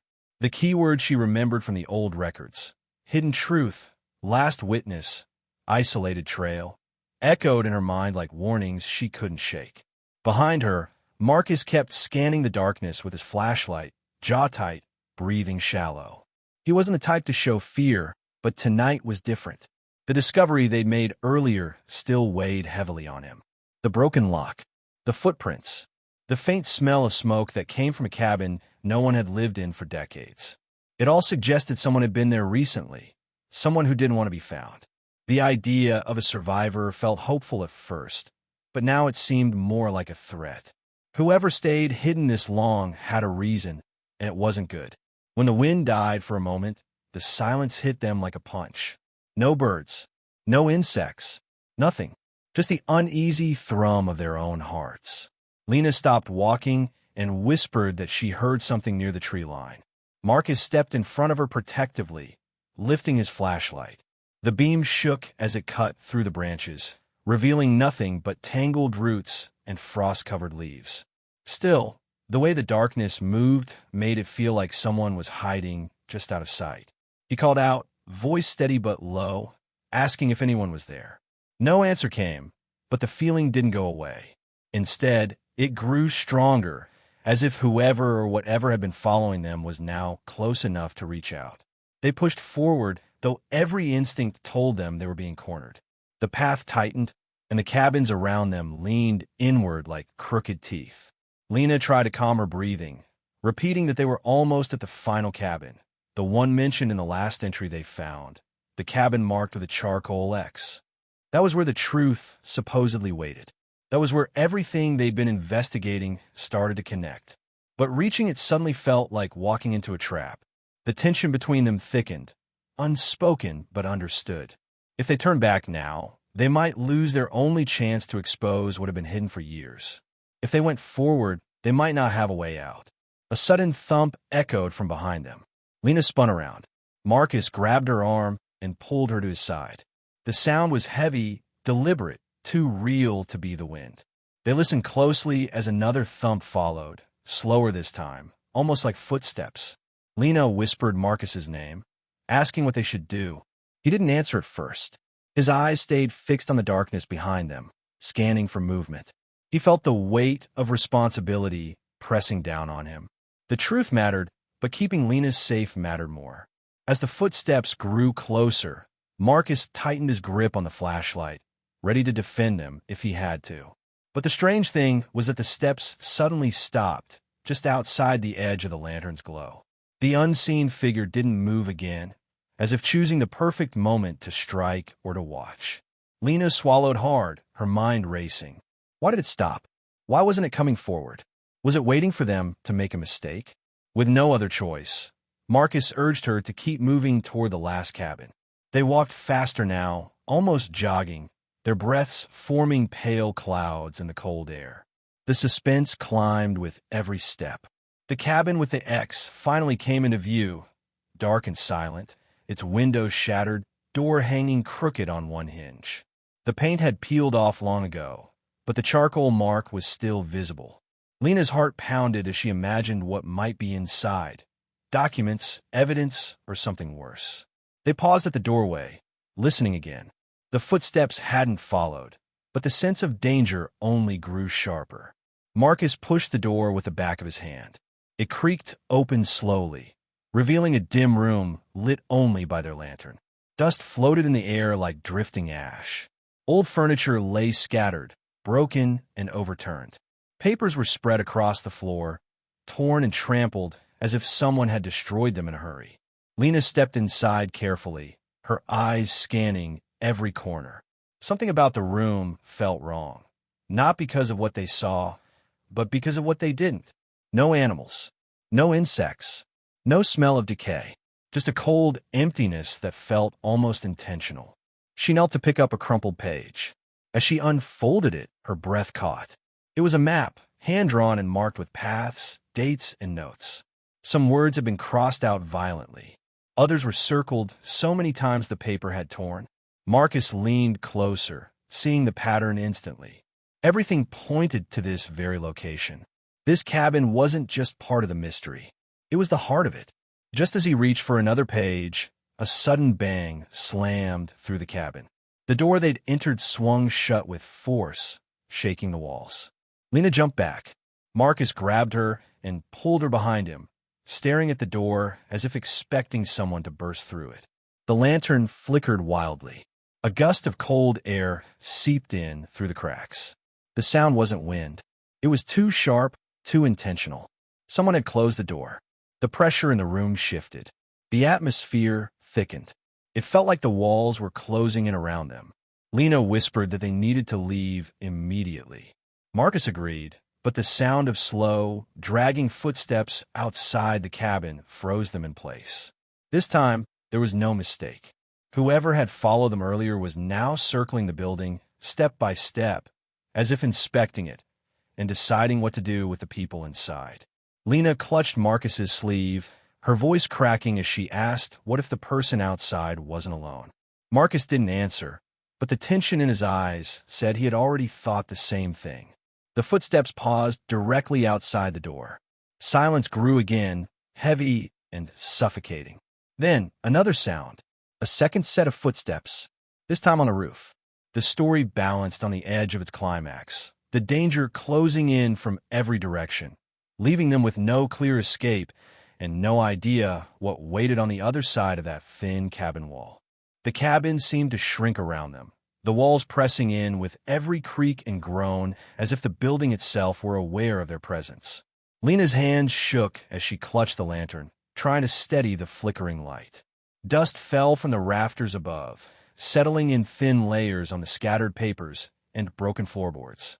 The air smelled faintly of smoke and old wood, but beneath there was something sharper, almost metallic like iron.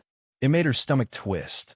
She had read about danger in old documents and photographs, but feeling it this close was different. It was immediate, real. Marcus crouched beside her, listening to the uneven rhythm of the footsteps above.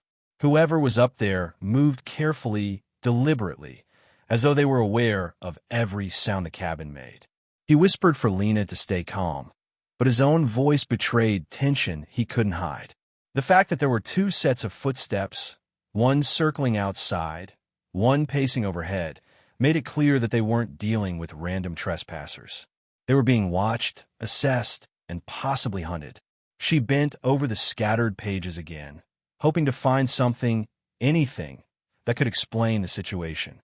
Most were torn or smudged, illegible in places, but a few stood out. One page was a crude drawing of the mill, the surrounding woods, and a field with paths marked exactly like the map they had seen earlier. Small annotations in shaky handwriting indicated times, dates, and strange symbols that none of them recognized. A note at the bottom, written in the same hurried script, simply said, "They are coming. Wait for the signal." Lena froze. The signal? What signal? Her voice was barely a whisper.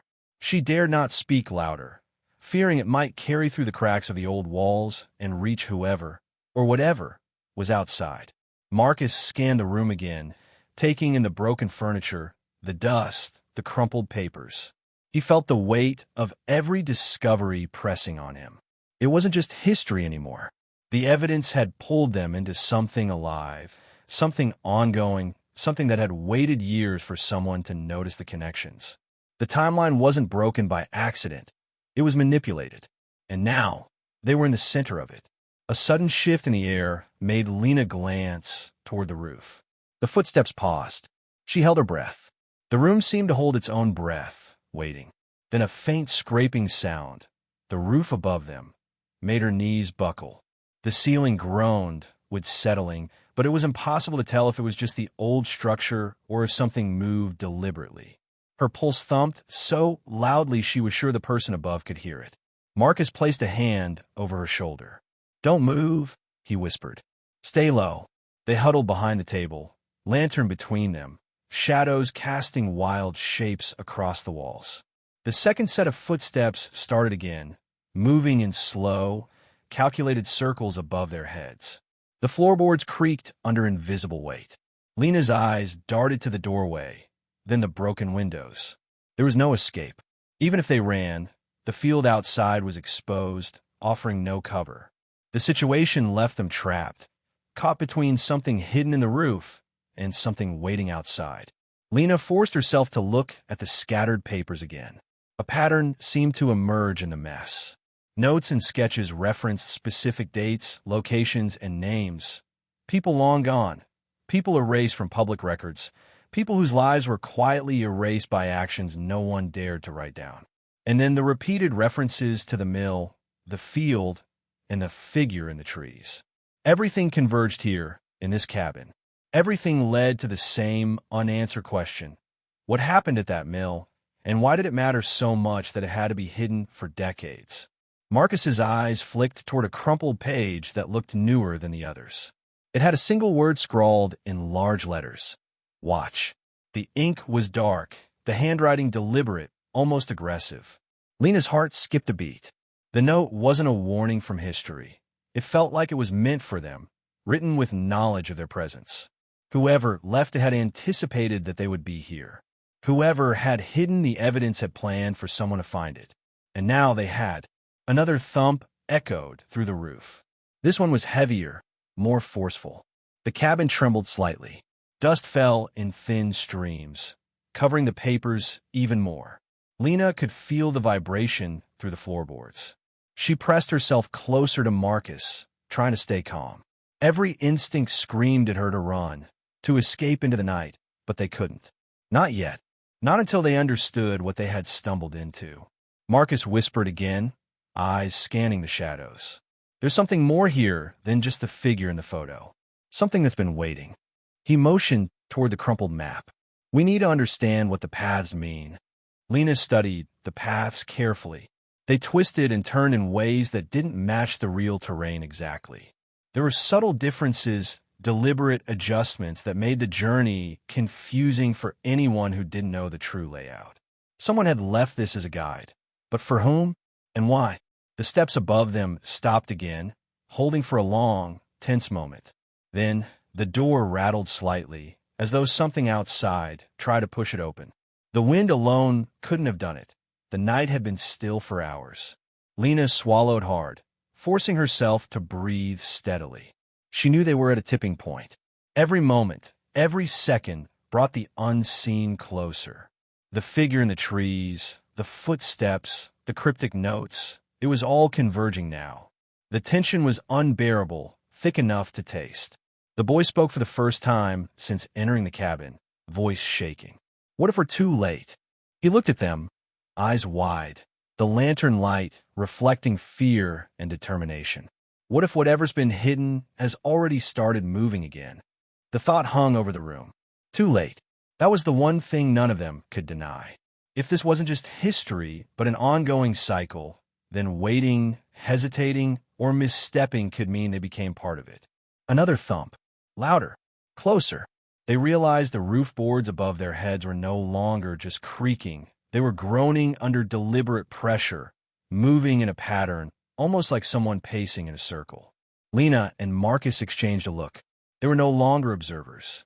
They were now players in the unfolding story. A sudden scratching sound from the side window caught their attention. Lena turned the lantern toward it.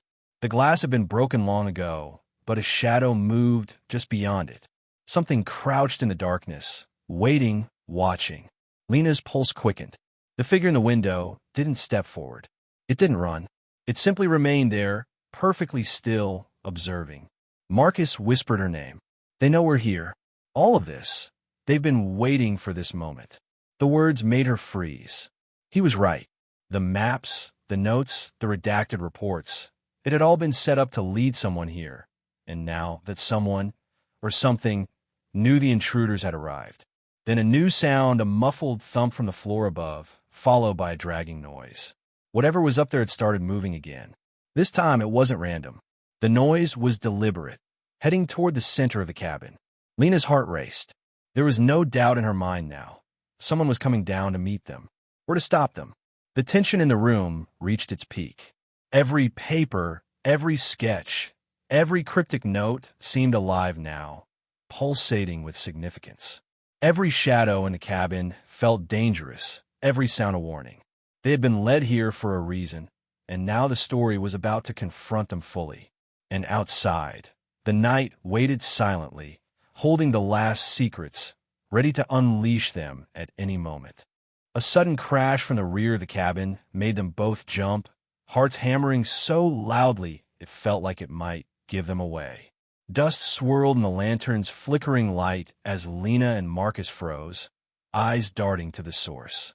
It wasn't a roof board collapsing or a stray branch. Something heavy had moved in the corner of the room. A box, tipped over, spilled old papers, tools, and bits of wood across the floor. The noise was jarring, impossible to ignore. For a moment, it felt like the room itself had suddenly shifted, as if the very walls were reacting to their presence. Marcus held up a hand to hush Lena, signaling her to stay low. "Keep calm," he whispered, though his voice was tight. "There's more here than we realized." He motioned toward the pile on the floor. They crept closer, lantern angled downward to avoid casting a full shadow, and saw a folded piece of cloth partially hidden under the scattered debris. It was thick, dark, and stiff with age. When Lena lifted it carefully, her breath caught. Underneath lay a small trunk, locked and dusty, with faint scratches along its edges, as if someone had tried and failed to open it before. Marcus examined the trunk. "I don't think this was here when we first came in," he said quietly, glancing at Lena. "Someone put it here, waiting." Lena's pulse quickened. She remembered the repeated warnings in the letters. Don't trust the timeline. Wait for the signal. Could this trunk be part of the signal? Or part of the trap?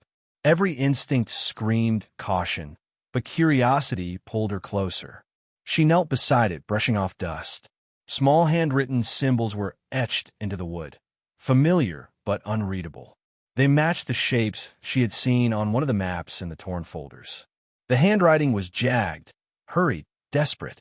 Someone had left this intentionally, knowing that someone like them would eventually find it. As she tried to lift the lid, the floor beneath them groaned. A warning or a threat, she wasn't sure which. Suddenly, the lantern's flame flickered violently, throwing shadows into motion around the cabin. And in that moment, Marcus froze, eyes wide. Behind the pile of fallen papers, something moved. Not a shadow, not a trick of the light. An actual figure, crouched and almost invisible against the darkness. Its presence was sudden, silent, and impossible to ignore. "Who's there?" Marcus demanded, voice louder this time, firm but strained. The figure didn't move or answer. For a heartbeat, the silence became unbearable, thick with anticipation. Lena could feel her pulse in her ears. The footsteps above had stopped again, leaving only the ominous quiet of someone, or something, watching. Then, as though responding to Marcus's challenge, the figure stepped forward. Not fully, but just enough to reveal a hand gripping a folded piece of paper. It was the same paper Lena had seen before in the folders, the one with a note about the signal. Now it was real, held in the hand of a living person. But there was something unnatural in the way the figure moved, fluid and cautious, as if every movement was measured, intentional. The air thickened, the kind that presses against your lungs and makes every breath heavy. Lena's fingers brushed the edge of the trunk. She realized, suddenly, that the symbols etched into the wood weren't random. They were instructions, directions, a warning. And the paper the figure held matched the symbols exactly. Whoever this was, they had known someone would follow the trail. They had orchestrated the path, the folders, even the cabin itself. Every clue, every missing newspaper clipping, every map and note, it had all been set up to lead them here. Marcus's voice cut through her thoughts. "We're not alone, Lena, and I think this is bigger than the field, the mill, or the timeline." He glanced toward the dark corner where the figure lingered. "There's someone orchestrating this, someone still pulling the strings. And they're close." A new sense of urgency swept over them. They realized the story wasn't just a collection of historical secrets. It was ongoing. Someone had been protecting it, hiding it, controlling it for decades. And now, the stakes had escalated. They weren't simply investigators. They were part of a game that had been set long before they arrived. Suddenly, the floor above them creaked again, this time louder, faster. The footsteps weren't pacing. They were deliberate, descending toward the main room. Marcus grabbed Lena's arm. "They're coming down," he whispered. "We have seconds." The figure in the corner moved again, folding the paper neatly before stepping back into the shadows. Lena and Marcus could see only its outline now, still crouched, still waiting. As the first floorboard cracked under the weight above, the cabin seemed to shrink further, shadows merging into one dark mass that felt alive. Lena realized with a sinking feeling that the second plot twist had arrived. The history they thought they were uncovering wasn't just hidden, it was being guarded.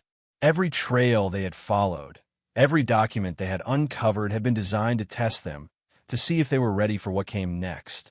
And now they were on the threshold. Every heartbeat echoed like a drum. Every shadow seemed to move with intent, and every sound, the groan of wood, the shifting dust, the faint scrape from the roof, announced that the next moment could change everything. The papers on the floor rustled as if stirred by invisible fingers. The trunk seemed to hum with unseen energy, and the figure in the corner shifted once more, silent, watching. Marcus crouched lower, lantern angled toward the trunk, ready for whatever would emerge. Lena could feel the tension coil tight in her chest. Every warning from the letters, every erased name, every blacked-out report, they all pointed to this moment. And still, nothing could have prepared them for the revelation that would come next. Outside, the night pressed against the cabin, thick with the whisper of the field and the shadow of the mill. And in that darkness, the figure in the corner, the sound above, and the unknown presence outside combined into a single, inescapable truth. The story they had stumbled into was alive, aware, and more dangerous than they had ever imagined. The second plot twist had arrived. The stakes had risen, and the climax was about to begin. The moment held them suspended between discovery and danger, curiosity and fear, history and the present, as the cabin seemed to breathe with secrets ready to reveal themselves, if they survived long enough to see them. The cabin seemed to close in on them completely now. Every creak of the floorboards, every gust of wind through the broken windows, a reminder that they were trapped. Marcus kept the lantern low, casting a narrow cone of light across the scattered papers and the old trunk. Lena's fingers brushed over the rough wood of the trunk again, feeling the etched symbols. They were no longer just markings. They were a language she didn't fully understand, but she could feel their intent. Each symbol pulsed with meaning, guiding them, warning them, demanding attention. Whoever had carved them had left a key, and now was theirs to follow. The footsteps above grew louder, faster. They weren't pacing anymore. They were moving with purpose, heading straight for the center of the cabin. Marcus whispered, "Stay close. Don't make a sound." Lena nodded, swallowing hard, feeling the cold sweat prickling her skin. Her mind raced over every document they had found, every name that had been crossed out, every red circle on the maps. It all pointed here, to this moment, to this cabin. And now, the unknown presence was about to reveal itself. Suddenly, a loud bang shook the door. It rattled violently, as though someone outside had tried to force their way in. Lena flinched, but Marcus grabbed her arm, holding her steady. The second set of footsteps from the roof shifted again, moving toward the broken ceiling beam above them. Dust rained down, tiny motes sparkling in the lantern light. Lena felt her heart leap in her throat. They were surrounded, above, outside, and in the shadows. Every exit was compromised. Every shadow seemed alive. The figure in the corner moved closer, still partially hidden. Lena could make out the outline of a hood, the curve of a shoulder, the way the person's body tensed with every sound. Marcus raised a finger, signaling her to stay still. The figure crouched, then almost imperceptibly dropped something on the floor, a small envelope. It slid across the boards like it had been guided by an unseen hand. Lena's eyes locked on it. It was unmarked, except for a single word written in the same hurried handwriting they had seen before. Now. She exchanged a glance with Marcus. His jaw was tight, eyes dark with tension, but he nodded ever so slightly. They both knew what now meant. They had reached the point the documents had been leading them to. The instructions, the missing clippings, the folded maps, the blacked-out reports, it all converged here. But there was still no indication of what would happen once they opened the envelope. The unknown figure in the shadows didn't move away, didn't retreat. It simply watched, waiting for their choice. Lena knelt and picked up the envelope, feeling the rough paper under her fingertips. Her hand shook, despite her best efforts to stay calm. Inside, she found another set of notes, smaller than the rest, almost a cipher. Words and phrases were scrawled across the page in jagged lines. Paths intersect, the watcher knows, history repeats, find the missing first. She glanced at Marcus, whispering, "It's like a puzzle or a test." Marcus exhaled slowly. "Or a trap," he muttered. He stepped closer, keeping one hand near the lantern, the other ready to defend them. "Whatever it is, it's designed for someone like us, someone following the trail. They want us to figure it out." But at the same time, his voice trailed off as another crash sounded from above. Dust and small shards of wood rained down from the ceiling, and the footsteps grew more urgent. Whoever, or whatever, was on the roof was moving closer, the threat now unmistakable. The atmosphere in the cabin shifted again, heavier than before. Lena felt the full weight of the night pressing down on them. The field, the mill, the red circles on the map, the erased names, all of it had been leading to this moment. And now, they were part of the story. Every decision, every step forward carried the risk of triggering something beyond their understanding. She glanced at the trunk. The symbol seemed to pulse more clearly now, as if reacting to her presence, as if guiding her hands. She knew she had to open it, even though fear made her hesitate. Marcus crouched beside her, watching every movement. "We have one chance," he said quietly. "One choice to see what's been hidden all these years. But if we're wrong," he didn't finish the sentence, but they both knew the unspoken ending. It wasn't safe. It had never been meant to be safe. As Lena reached for the trunk's latch, a sudden scraping sound came from the side of the cabin. The figure in the corner had moved again, emerging slightly into the lantern's glow. Now, she could see more. A gloved hand, a hooded face, the faint gleam of eyes reflecting the light. It was watching, waiting, almost as if it wanted them to open the trunk. The envelope with the cryptic notes lay beside it now, abandoned, almost allure. Every instinct screamed to stop. Every piece of evidence screamed to continue. Lena's hand trembled as she lifted the latch. The trunk resisted slightly, heavy with age and rusted hinges. Marcus leaned close, whispering reminders to stay alert. Then, with a sharp creak, the lid swung open, revealing the contents inside. Papers, documents, and another smaller box sat neatly arranged. Everything inside looked untouched, as if someone had prepared it specifically for them. The handwriting, the careful placement, it was all deliberate. The message was clear. Someone had orchestrated this for decades, leaving breadcrumbs through time. Before Lena could react, the roof above cracked sharply. A heavy beam shifted, falling toward the center of the cabin with a splintering crash. Marcus grabbed her arm, yanking her back just in time. Dust and debris filled the air, choking them for a moment.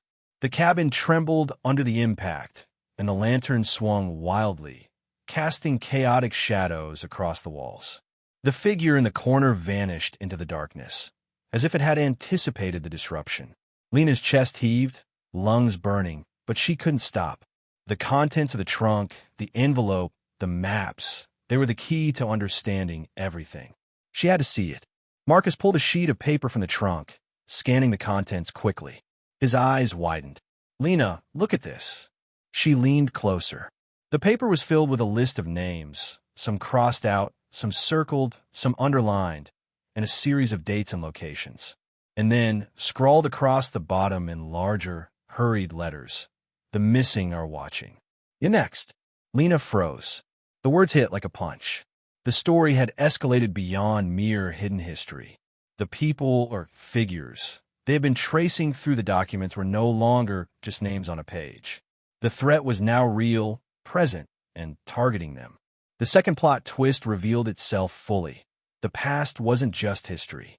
It was alive, and it had noticed them. A loud crash from outside the cabin made them both jump. Marcus moved to the door, peering cautiously. Shadows shifted in the field beyond, too large to be human alone. Lena felt the cold air pressing in through the broken windows, the sense of being watched intensifying with every heartbeat. They were no longer just uncovering a mystery. They were in the middle of it. Every step, every choice carried immediate danger. The cabin that had once felt like a place of discovery now felt like a trap, closing in on them from all sides. The wind howled through the broken roof, rattling the remaining window panes. The footsteps above had resumed, moving faster, heavier, closer. Lena clutched the papers, realizing that every clue, every erased name, every redacted report had led them here for a reason. And the final confrontation, the truth or the danger, was about to unfold. The tension was unbearable. Every shadow seemed to move, every sound carried intent. They were caught in the story now, participants in a mystery decades in the making, and the climax was looming just out of reach.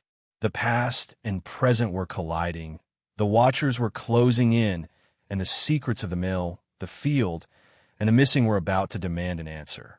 The moment held them suspended, the line between history and danger blurred, the second plot twist fully revealed, and the final revelation waiting just beyond the lantern's light. The cabin shook again, louder this time, as if the walls themselves were groaning under the weight of unseen pressure. Lena clutched the papers tighter, her knuckles white. Marcus crouched beside her, eyes darting to every shadow, every corner. The figure that had been watching from the corner was gone, or had it moved? The faint scrape of something sliding along the floor suggested it hadn't left at all. The cabin was alive with movement, and they were trapped in its center, the eye of the storm. A sudden thump from above made the ceiling groan. Dust rained down around them as Lena pressed herself closer to Marcus. "We're running out of time," she whispered. He nodded, gripping the lantern so tightly that the metal burned his palm. The lights swung erratically, casting their own shadows large and distorted across the walls, making them look like giants in a haunted space. The atmosphere was charged, every sound magnified, every movement impossible to ignore. Marcus pointed toward the trunk. "Whatever's in there, it's what they're guarding. That's why the figure is still here, why the footsteps haven't stopped. They're protecting it." Lena exhaled slowly, trying to steady her racing heart. Every instinct screamed to flee, but curiosity pulled her forward like a magnet. This was the culmination of everything. The maps, the missing names, the erased dates, the warnings in the letters. And now, it demanded confrontation. The trunk creaked again as she reached inside, pulling out a smaller wooden box. It was plain, unmarked, but the weight of it made her realize it was filled with something substantial. Marcus leaned over to help, and together they lifted the lid. Inside lay a collection of items, photographs, brittle letters, and a small, rusted key. Each item seemed to pulse with history, yet something about it felt present, immediate. The papers had been more than evidence. They were instructions, a puzzle leading directly to this moment. Then came a sound that froze them both, the scraping from the roof, but this time it wasn't random. It moved rhythmically, almost like deliberate footsteps pacing toward the edge.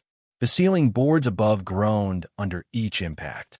Lena and Marcus exchanged a glance, and in that instant, they both understood whatever, or whoever, was up there was preparing to make itself known. They weren't just being watched. They were about to be confronted. A sudden crash from outside the cabin shook the door. It rattled violently, sending dust and loose debris into the room. Marcus lunged toward it, but Lena grabbed his arm. "Not yet. Wait," she hissed. Whoever was outside wanted them to react. They had to wait, observe, and understand before acting. But the tension was unbearable, the sense of impending danger pressing down like a physical weight. From the corner of her eye, Lena noticed the shadow shift. The figure in the hood had returned, emerging partially into the lantern's glow. Its presence was unnerving, silent, calculated, patient. Marcus held his breath. The figure's hand reached slowly into its cloak and produced another note, sliding it across the floor toward them. Lena's fingers trembled as she picked it up. The words were simple but chilling. "The missing are not gone. They're watching. Decide quickly." Her pulse quickened. The second plot twist was no longer just a revelation. It was a direct challenge. The missing referenced in the old documents weren't abstract, weren't just erased names on a list. They were present, somewhere around them, observing, ready to influence the outcome. The trail of clues, the maps, the redacted reports, the letters, they all converged here, leading to this exact moment of confrontation. And now the rules of the story had shifted. The stakes were higher than they had ever imagined. The roof groaned again, this time accompanied by a loud snap. Dust poured from above, and a beam shifted precariously. Lena and Marcus ducked instinctively, the lantern swinging wildly. The figure in the corner stepped back into the shadows, silent, but still watching. Then came the sound from outside, a dragging, scraping noise, heavy and deliberate, circling the cabin like a predator. The wind outside seemed to carry the whispers of the past, merging with the present threat, blending history and danger into one pressing, inescapable reality. Marcus's hand rested on the trunk, his fingers brushing the rusted key. "This key," he muttered, eyes scanning the shadows, "it's part of the puzzle. Whoever left it, whoever has been orchestrating this, they're expecting us to use it. But for what? And when we do, what happens next?" His voice trailed, tension cutting through every word. He knew as well as Lena did that opening the lock was a point of no return. It could reveal the answers, or it could trigger the unknown dangers that lurked in the shadows.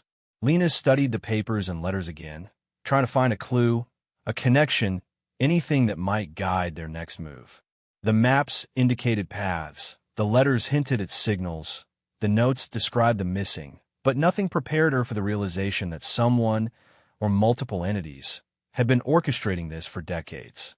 Each clue was placed intentionally, leading them here, testing them, shaping them into participants rather than mere observers. A sudden, sharp crack echoed through the cabin. The beam above them shifted again, more violently this time. Dust rained down, and a faint, almost metallic scent filled the air. Marcus grabbed Lena's arm, pulling her low. The figure in the corner had moved closer again, almost imperceptibly, blending with the shadows. Lena realized with a jolt that the person, or presence, was tracking their every motion, reading their reactions, anticipating their choices. Then came a faint whisper. It was too low to understand, yet distinct, curling through the air like a thread connecting past and present. Lena froze, listening. Marcus leaned closer, straining to hear. The whisper repeated, almost rhythmic, each syllable deliberate.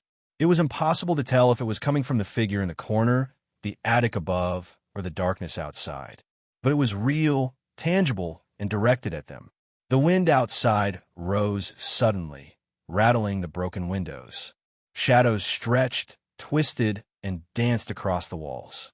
The second set of footsteps from the roof moved faster, approaching the edge. Lena's hand brushed over the small, rusted key again, a shiver running through her. This wasn't just history anymore. This was alive, immediate, and threatening. The clues they had followed, the missing names, the erased dates, all of it pointed to a confrontation that was about to happen, one that would test everything they thought they knew. The figure in the corner shifted again, stepping fully into the lantern light. The hooded face was obscured, but the presence was undeniable, watchful, patient, commanding. Lena and Marcus realized that the story they had been uncovering wasn't just a historical mystery. It was a living narrative, one that demanded participation. Every movement, every breath, every glance mattered. The cabin, the maps, the documents, the field, the mill, they were all part of a single web, and the figure in the corner was its guardian. A sudden thud from the floor above shook them violently. Lena dropped the papers, the sound echoing like a gunshot in the confined space. Marcus lunged, grabbing her, pressing her low against the floor. Dust and splinters fell around them. The figure in the corner remained motionless, watching, waiting. And then silence, but it was tense, expectant, like the moment before a storm breaks. Every instinct screamed that the climax was near.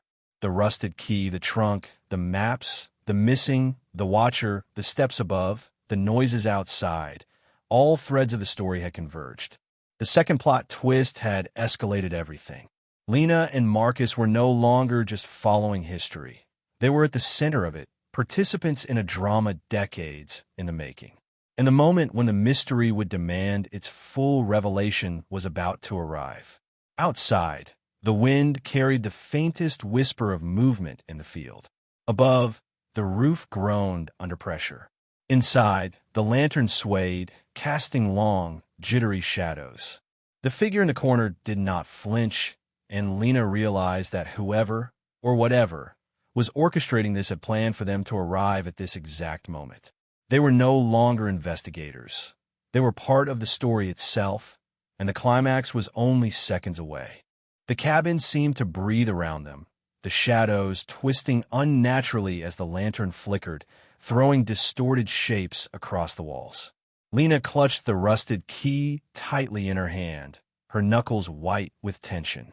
Marcus crouched beside her, eyes darting from the figure in the corner to the ceiling above, to the rattling door at the edge of the room. Every sound, every creak, every gust of wind, every scuff of movement felt amplified, magnified into a signal of imminent danger. The figure remained still, silent, a living shadow against the broken boards and scattered papers. Then, a sudden scraping from the attic made them both flinch.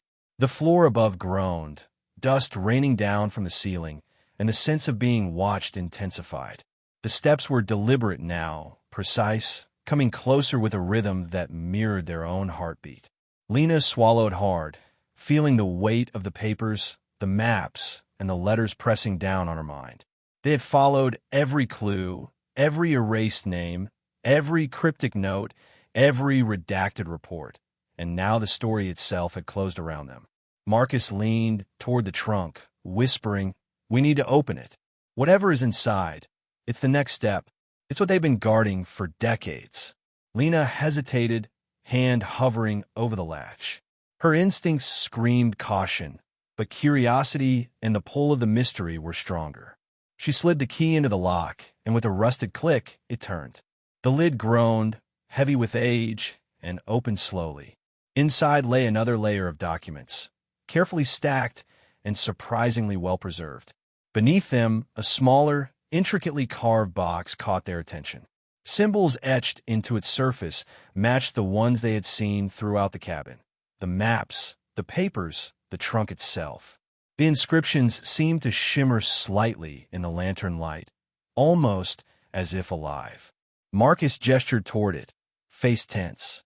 This is what the Watcher has been protecting. Everything else has been a path leading to this moment.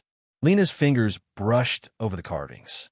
The symbols pulsed faintly under her touch, and she felt a shiver run through her. She realized that the story was no longer just a mystery. They were interacting with something that had been carefully designed, controlled, and hidden for decades. Each clue, each erased detail, each cryptic note had been orchestrated to guide someone here, to test them, to challenge them. And now, the next step, the contents of this box, was theirs to uncover. Suddenly, the floorboards above groaned louder. A beam shifted, and dust and debris fell around them. The footsteps had grown heavier, moving toward the edge of the ceiling directly above the trunk. Marcus tightened his grip on Lena's shoulder. "They're coming down," he whispered. "And if we don't act fast, we won't have a choice in what happens next." The figure in the corner moved again, stepping partially into the lantern's glow. Lena caught a glimpse of gloved hands, a hooded face, and a careful, deliberate posture. The Watcher wasn't attacking. It was observing, studying their reactions, waiting to see if they would understand the instructions, follow the trail correctly. Every instinct told her to flee, but Marcus shook his head slightly, signaling her to stay calm. They had come too far. The moment demanded engagement, not escape. With a deep breath, Lena lifted the smaller box. It was heavier than it looked, carved with dents and aged. Marcus moved to her side, both hands hovering over it, as if preparing for what might emerge. Lena's heart pounded in her ears. The attic above groaned again, the scraping sound sharper this time. The figure in the corner didn't move, but its presence pressed down as if urging them forward. She opened the box slowly. Inside lay a collection of objects, an old ornate locket, brittle photographs of people long erased from public records, a bundle of letters tied with a faded ribbon, and unexpectedly, a small blackened piece of metal shaped like a key. Each item carried weight, not just physical, but historical, emotional, and inexplicably immediate. Lena realized that these were not just artifacts. They were pieces of a puzzle, keys to understanding what had been hidden, erased, and protected. Marcus picked up the locket, examining it carefully. "This belongs to someone important," he said quietly. "Someone whose story was erased, and now we're holding it. But why? And what does it mean for us?" His voice was low, tense. He glanced toward the ceiling, toward the attic, toward the corner where the Watcher had remained. "They've been guiding us here for a reason. And now, the stakes have escalated." Lena unfolded one of the letters. The ink was faded but readable. It described events that had been deliberately obscured in history. Meetings, disappearances, threats, warnings, all pointing toward the very field, the mill, and the cabin where they now stood. Names repeated across the pages, some crossed out violently, others underlined or circled. The handwriting was frantic at times, deliberate at others, and it spoke of watchers, of secrets preserved across generations, and of the consequences of discovery. A sudden, sharp crash echoed from above. Dust and splinters rained down from the ceiling as a heavy beam shifted dangerously. Marcus lunged, grabbing Lena, pressing her low to the floor just as the beam crashed down where they had been standing moments before. The impact shook the cabin violently. For a moment, everything went still. The shadows hung heavy. The Watcher in the corner remained unmoving, a silent observer in the chaos. Lena's pulse raced. She realized that the second plot twist had escalated beyond observation and curiosity. The story they had been uncovering wasn't merely a mystery of the past. It was alive, interactive, and dangerous. The missing, the erased names, the redacted reports, they weren't gone. They were present, influencing the events unfolding now. Every movement they made, every item they touched, was being watched and evaluated. Marcus exhaled slowly, trying to steady himself. "This isn't just history," he said quietly. "It's a test, and it's about to demand our full attention." He gestured toward the attic. "Whatever's coming down isn't random. It's deliberate, controlled, and it's timed perfectly with what we're doing right now." The scraping above shifted into a rhythmic pattern, heavier now, more threatening. Dust and debris fell continuously. Lena clutched the papers and the letters, feeling the weight of the past pressing down on her. She glanced at Marcus, eyes wide. "We're part of it now," she whispered. "Not just observers, participants." The figure in the corner finally stepped fully into the lantern light. The hood obscured its face, but the presence was undeniable, commanding, patient waiting. It did not speak, but the intent behind its silence was clear. They had been led here to this exact moment, and the climax of the story, the confrontation with whatever force had been orchestrating this history, was imminent. Suddenly, another noise came from outside the cabin. Heavy, deliberate dragging sounds, circling, approaching. The wind carried it through the broken windows. The field and the mill, the paths marked on the maps, the redacted names, they were no longer abstract. They were alive, active, and closing in. Marcus raised a hand to Lena. "Whatever happens next," he whispered, "we face it together. We've come too far to stop now." The attic above shifted again, louder this time, the footsteps approaching the edge. Dust fell, the lantern swung wildly, and the shadows seemed to move with intent. The box, the letters, the locket, they pulsed with significance, guiding them toward the final revelation. The second plot twist had fully escalated the stakes. The story they were uncovering was not past history. It was a living, breathing mystery, aware of their presence and ready to confront them.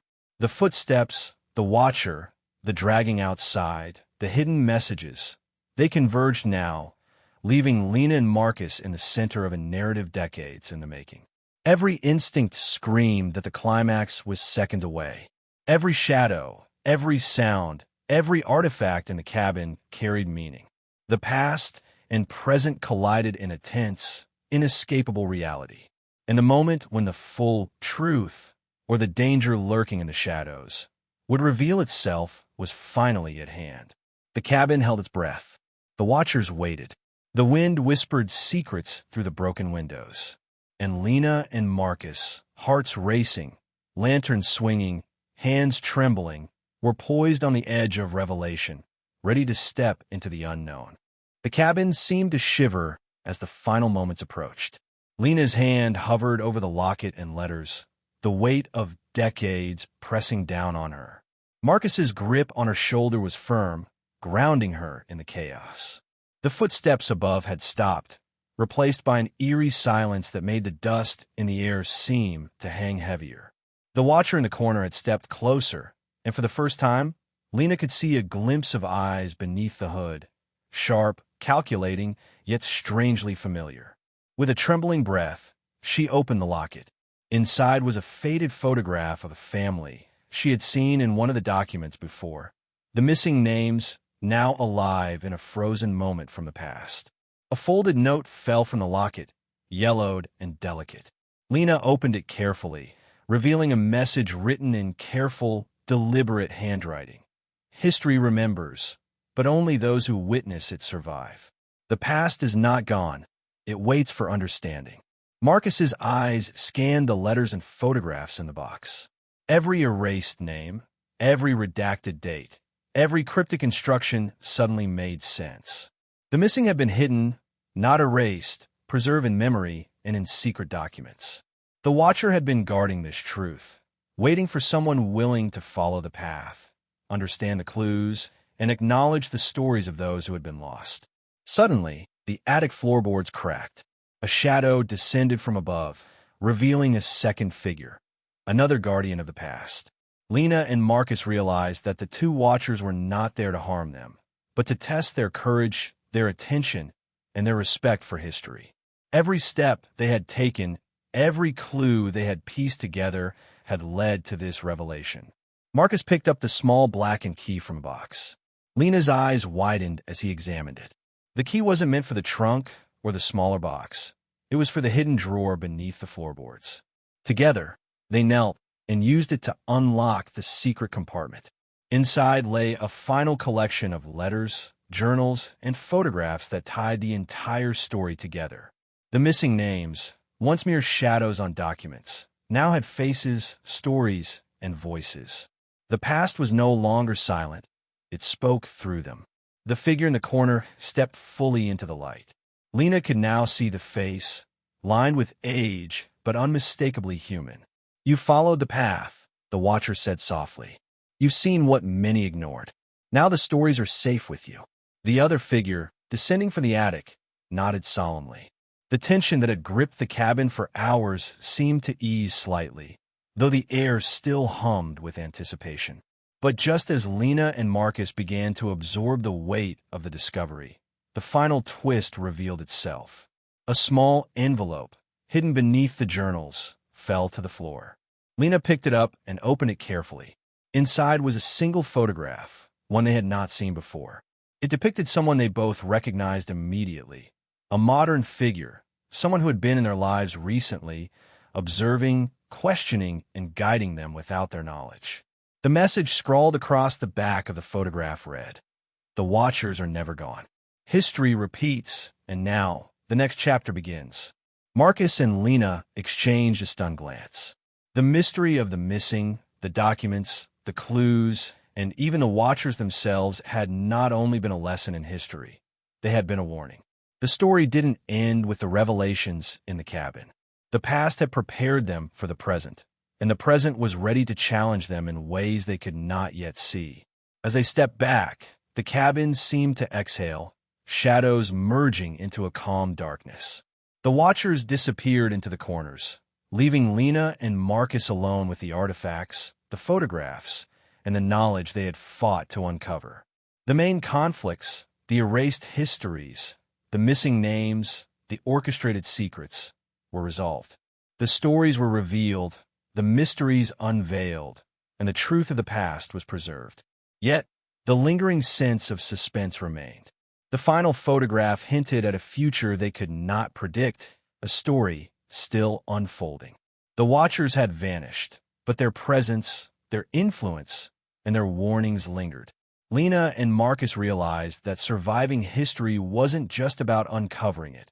It was about understanding its lessons, respecting its truths, and being prepared for the chapters yet to come. With the trunk closed, the letters and locket secured, and the cabin silent around them, Lena and Marcus stepped into the night. The field outside stretched under the moonlight, the mill looming faintly in the distance, silent but present. They carried the weight of the past, the knowledge of the missing, and the awareness that some mysteries were never truly finished. The story had reached its climax, but the final twist ensured that the echoes of history would follow them, guiding, warning, and challenging them for the days ahead. And as the wind whispered through the broken windows, carrying the faintest traces of forgotten voices, Lena and Marcus realized with a shiver that history was never truly gone. It waits for those who are willing to witness it, and for those who fail, it has a way of finding them anyway. The past had been revealed, the main conflicts resolved, but the next chapter, the next watcher, and the next secret were already waiting in the shadows, ready to emerge when the time was right. The night settled, heavy and expectant. The story's climax had arrived, the mysteries resolved, yet the lingering tension left a promise. History is alive. The watchers are patient, and the story, no matter how long it waits, always finds those who seek it. The first rays of dawn began to filter through the broken windows of the cabin, casting a soft, pale light over the scattered papers and artifacts that Lena and Marcus had uncovered. The night had held its tension, its shadows, and its hidden watchers, but now the world outside seemed calm, quiet, and full of possibilities. They moved slowly, carefully, as if the cabin itself had imprinted a lingering caution into their movements. Every object they had touched, every letter they had read, every secret they had unearthed felt heavier now, carrying the weight of decades of hidden history. Lena sat on the edge of the floorboards, the locket open in her hands, its photograph reflecting the faint morning light. She traced the faces of the family it held, imagining the lives they had lived, the moments they had been denied, and the stories that had been erased from public memory. The realization that these people had existed, had mattered, had shaped the world in ways invisible to most, left a deep impression on her. For the first time, the missing were no longer names on a list. They were real, tangible, and their voices had been acknowledged. Marcus leaned against the wall, examining the journals and letters one final time.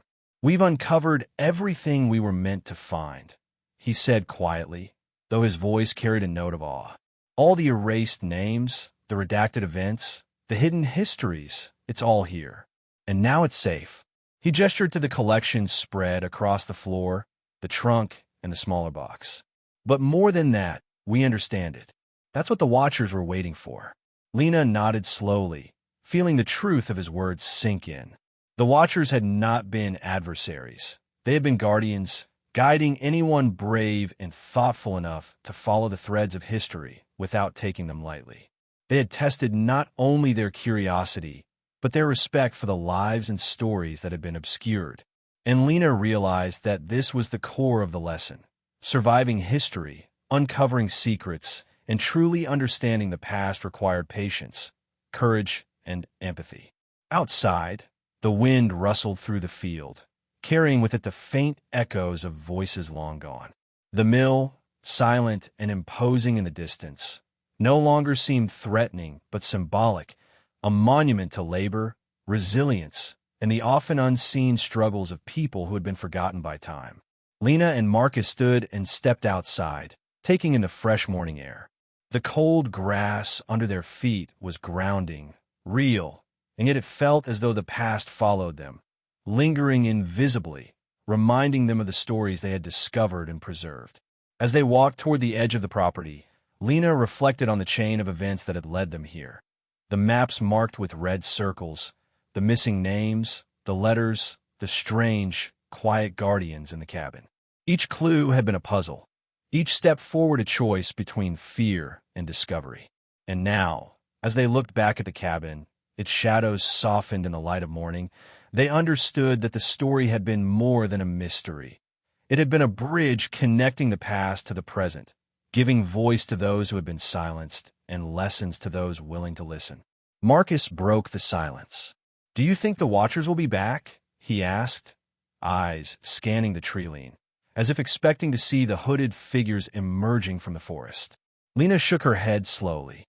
"I think their job is done for us. They led us to the truth, tested our intentions, and now the story is ours to carry forward. But their presence, it reminds us that history isn't finished. The lessons don't stop here." They walked in silence for a few moments, the cool morning wind brushing past them, carrying with it the scent of damp earth and fading autumn leaves. Every step forward felt lighter than before, yet the gravity of what they had uncovered remained with them.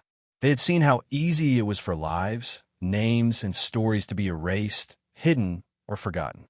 And they had witnessed how careful attention, respect, and courage could bring those stories back to life, restoring them to memory and giving them meaning.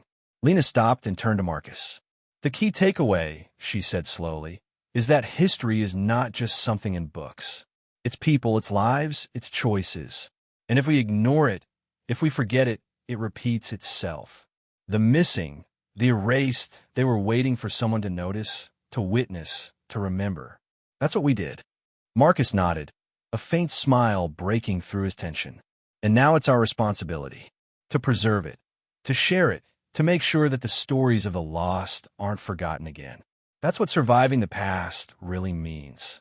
As they moved further from the cabin, the field opened up before them, the sunlight spilling over the landscape, illuminating the path ahead. The mill loomed still in the distance, but it no longer felt like a place of danger. It was a reminder of resilience, a testament to lives that had persevered in silence, and a symbol of the intricate, often hidden connections between past and present. Lena realized that understanding history wasn't about uncovering every secret, but about recognizing the value of what had been hidden and ensuring it shaped the future responsibly. They paused at the edge of the property, looking back one last time. The cabin, the trunk, the letters, and the Watcher's invisible presence had given them answers, closure, and insight.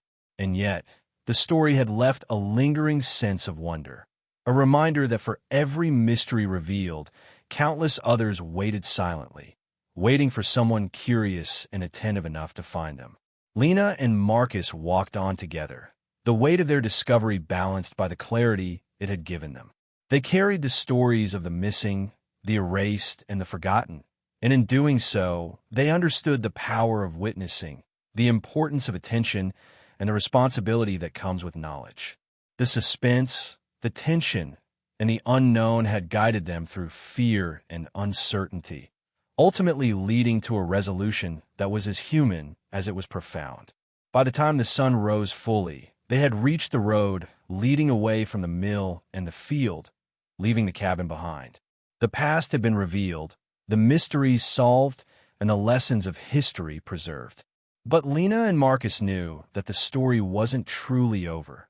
It lived on in their understanding, in their responsibility to remember, in the way the world around them would always carry echoes of the lives, struggles, and triumphs they had uncovered. And as they disappeared down the path, the wind shifted again, carrying with it a faint whisper of voices, soft, fleeting, almost like a sigh of relief from the past itself. Lena and Marcus understood without words that they had honored the missing, acknowledged the forgotten, and ensured that the stories of those who had been erased from memory would survive. The resolution was complete, the conflicts addressed, and the lessons etched into their minds forever. The story ended not with finality, but with understanding, reflection, and a sense of connection to the lives that had come before. History had been harsh, mysterious, and challenging, but it had also been illuminating, human, and deeply meaningful. Lena and Marcus walked on, carrying that knowledge with them, and with every step, They became part of the story itself, a reminder that surviving history means bearing witness, honoring the lost, and learning from the past to guide the future. The echoes of the past faded into the morning, leaving a quiet, profound stillness. The cabin, the mill, the field, the letters, the locket, they all remained behind, silent witnesses to a story finally brought to light. And though the suspense and mystery had passed, the lessons endured, settling into the hearts of those who had survived to witness them. History had spoken, and it had been heard. The story was over, but its impact, its teachings, and its echoes would live on forever.